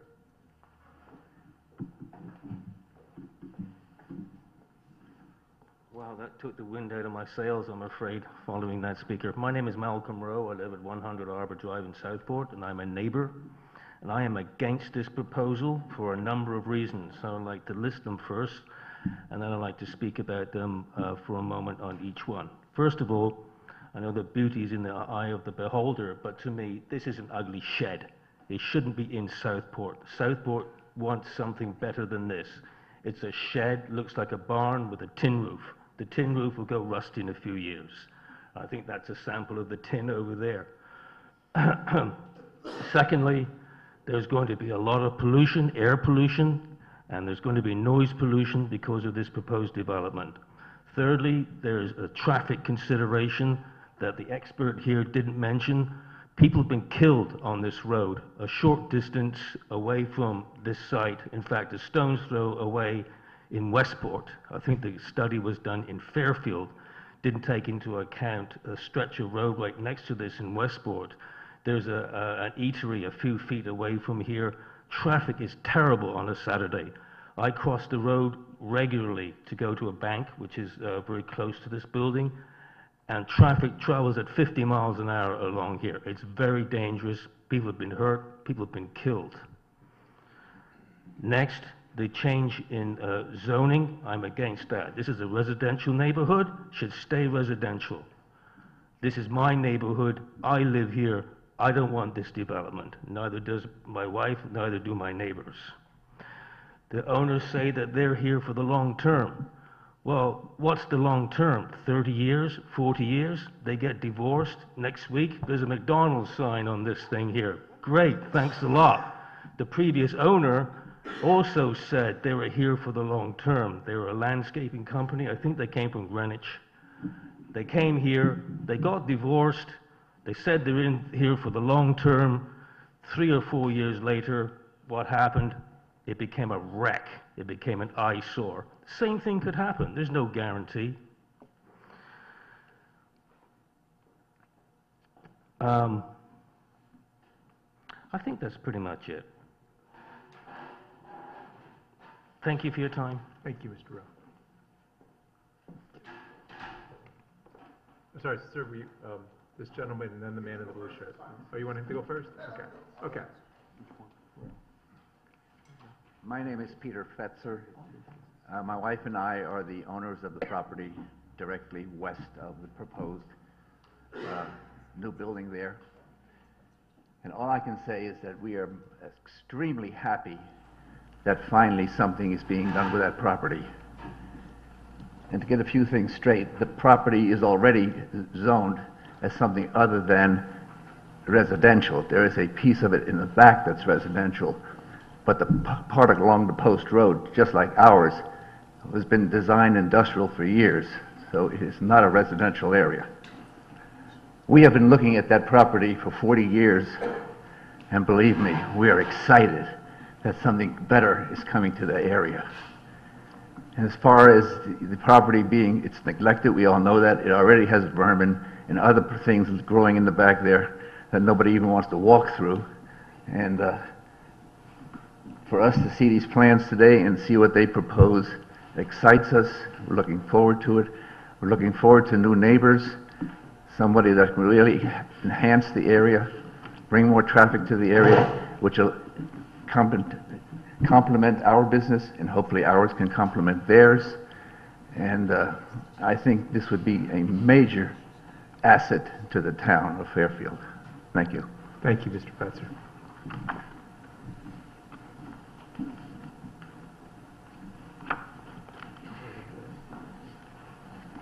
Michael Hurley. I'm on the RTM in District 1. I'm the chairman of Public Health and Safety. I live in Southport, just a few blocks away from the area. I pass it every day on my way to the train station. First off, thank you all, members of the board, the Garlic team, Brian LeClaire, for tonight's presentation. As a member of the RTM in that area, I get emails, calls quite frequently about, that blighted area on Post Road, as I'm sure you do as well, and you have to really weigh a whole confluence of factors. And I do think that, obviously beauty is in, the eye of the beholder. I have reached out to a lot of constituents and about this proposal, which unfortunately I only found out about yesterday. The overwhelming feedback is that people that are looking for the area to be cleaned up. They haven't made sort of a judgment as to this specific plan. I'm hoping to share some additional details with them so I can get some additional feedback and probably submit something in writing. What I'm hearing tonight I do think is very interesting. I think the Garlicks have put together a very thoughtful plan. They have a very good team working with them. They seem to be very respected members, business members of the Westport community. I do think we need to really keep in mind it is a residential area, though it's sort of like a quasi, I guess, commercial residential areas is how I would think about it. I do have one concern which has really been touched upon, and I'm not sure ultimately whose responsibility it is. I think part of it is on the proposal tonight. I think some of it deals with the state, some of it deals with the town. A proposal like this is going to attract people from the area. I live just north of Post Road, 2 blocks. I'm at 94 Great Rock Road. So many children. Mill Hill section of Southport is packed with children. Most of my neighbors, including myself, have 3 or 4 children, various ages, from toddlers to tweens, as my daughter likes to refer to herself, being 12, and teenagers. There really aren't too many places, for kids, to go. So I do suspect that a lot of them, given sort of how it looks, sort of be like a hip, cool place to hang out. It's a very dangerous area. It really is. I've worked, very closely with the neighbors in town on the changes to Center Street because of how dangerous that road was. I speak regularly to Chief McNamara, Lieutenant Perez. I know that they have very serious concerns about traffic in that area, safety. At this point, I just do not, based on what I've heard, I don't feel as if the infrastructure is in place for development like this. And what I mean is sidewalks, lights, signage. As my neighbor said before, probably 2,000 feet from this area, a dad was killed crossing Post Road over by the Shake Shack. So as we really think about developing this area, and this might be the right plan, and I think their intentions are good, and I think that they're good people, we can't lose sight of the fact that the infrastructure is just not in place right now for something like that. I know there's another lot there, and I hear that there are some potential plans. I've been struggling, working with State Rep Brenda Kupchik at the Kings Highway section by Pequot Liquor to get a crosswalk sign.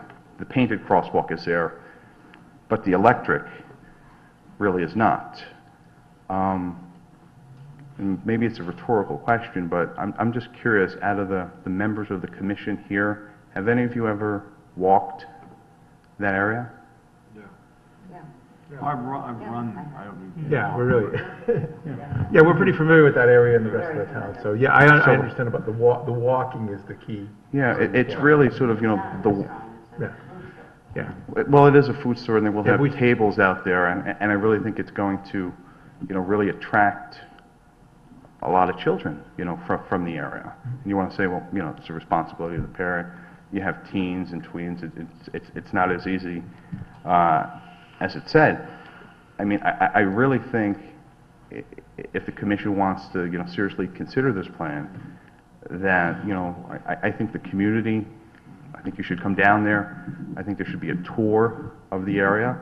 I'm sure Mike Tetro would love to be there, to see, what type of infrastructure improvements can be made. We have Senator McKinney. He's the minority leader of the Senate. We have Tony Wong, Brenda Kupchik, Kim Fawcett's the minority leader. I'm sure if everyone came together and sort of looked at sort of the larger plan for the area, that we would be able to make these type of infrastructure improvements. But I have to say, what I've heard tonight, and knowing the area, and knowing what happened at the Shake Shack, this is not, the landscaping is beautiful. I have serious reservations about the lack of infrastructure there.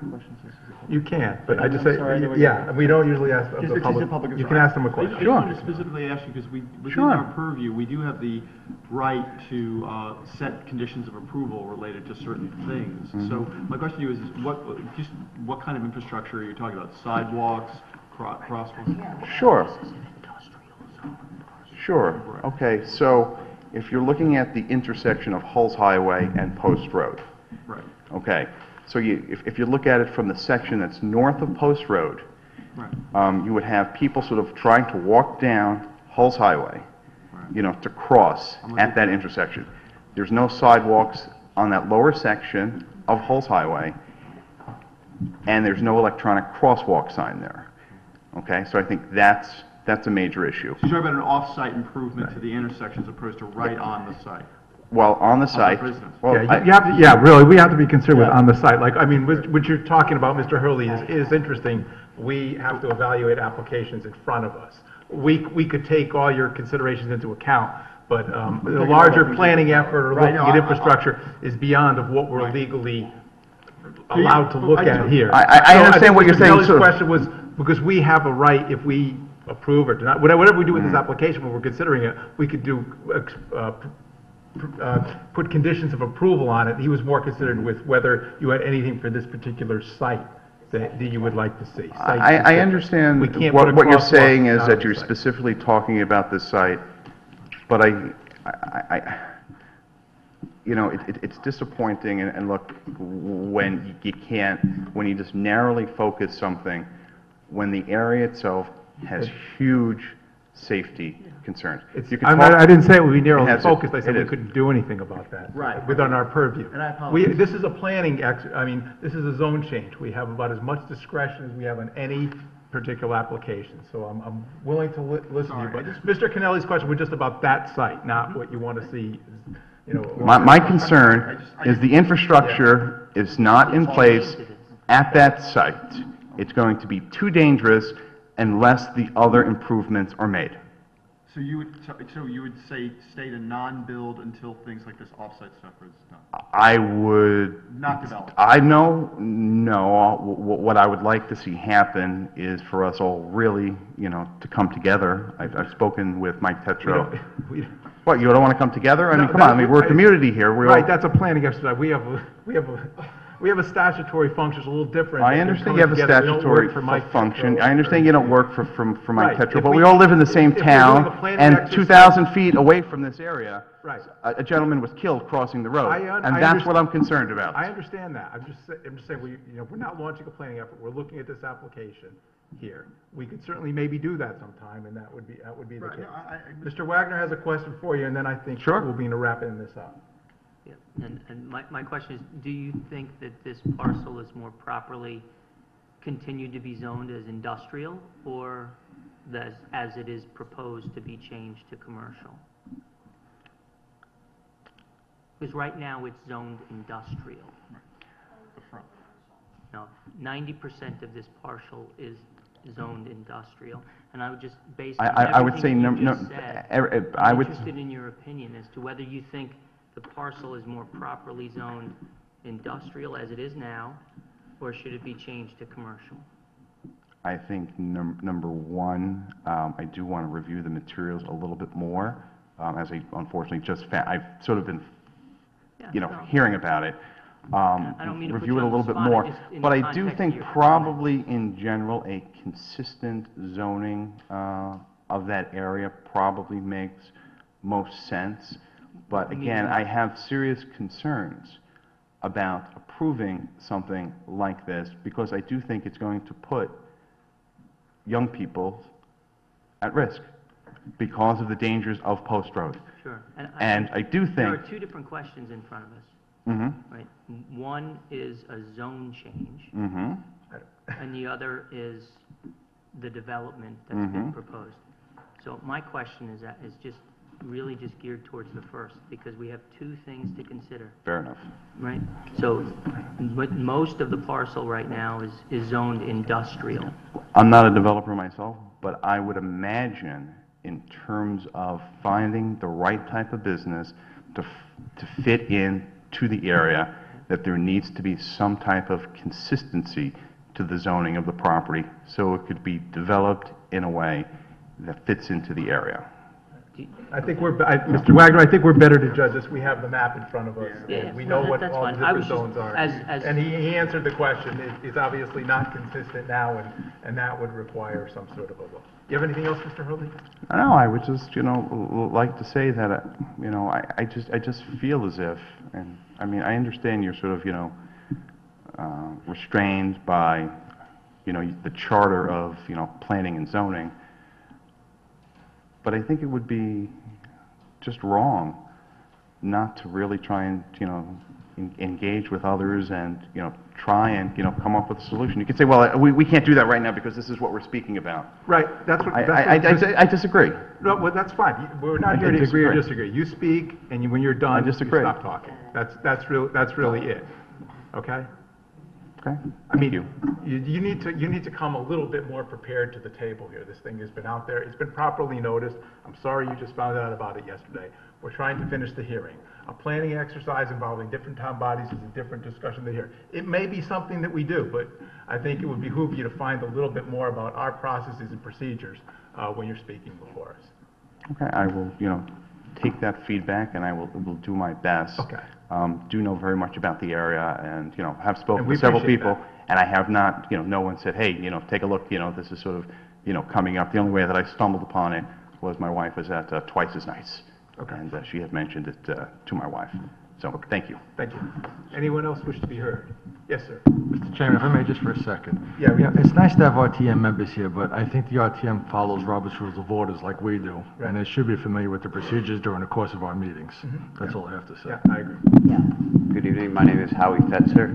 I'm the owner of Fetzer Tire Corp., the business next to this proposed site. To answer your question, I'm in favor of it being rezoned to commercial to match the rest of the post road, which is zoned commercial, not residential, because it's a business zone. Secondly, I think anything would be better than the building that's falling down there right now. I think everyone in this room would agree to that.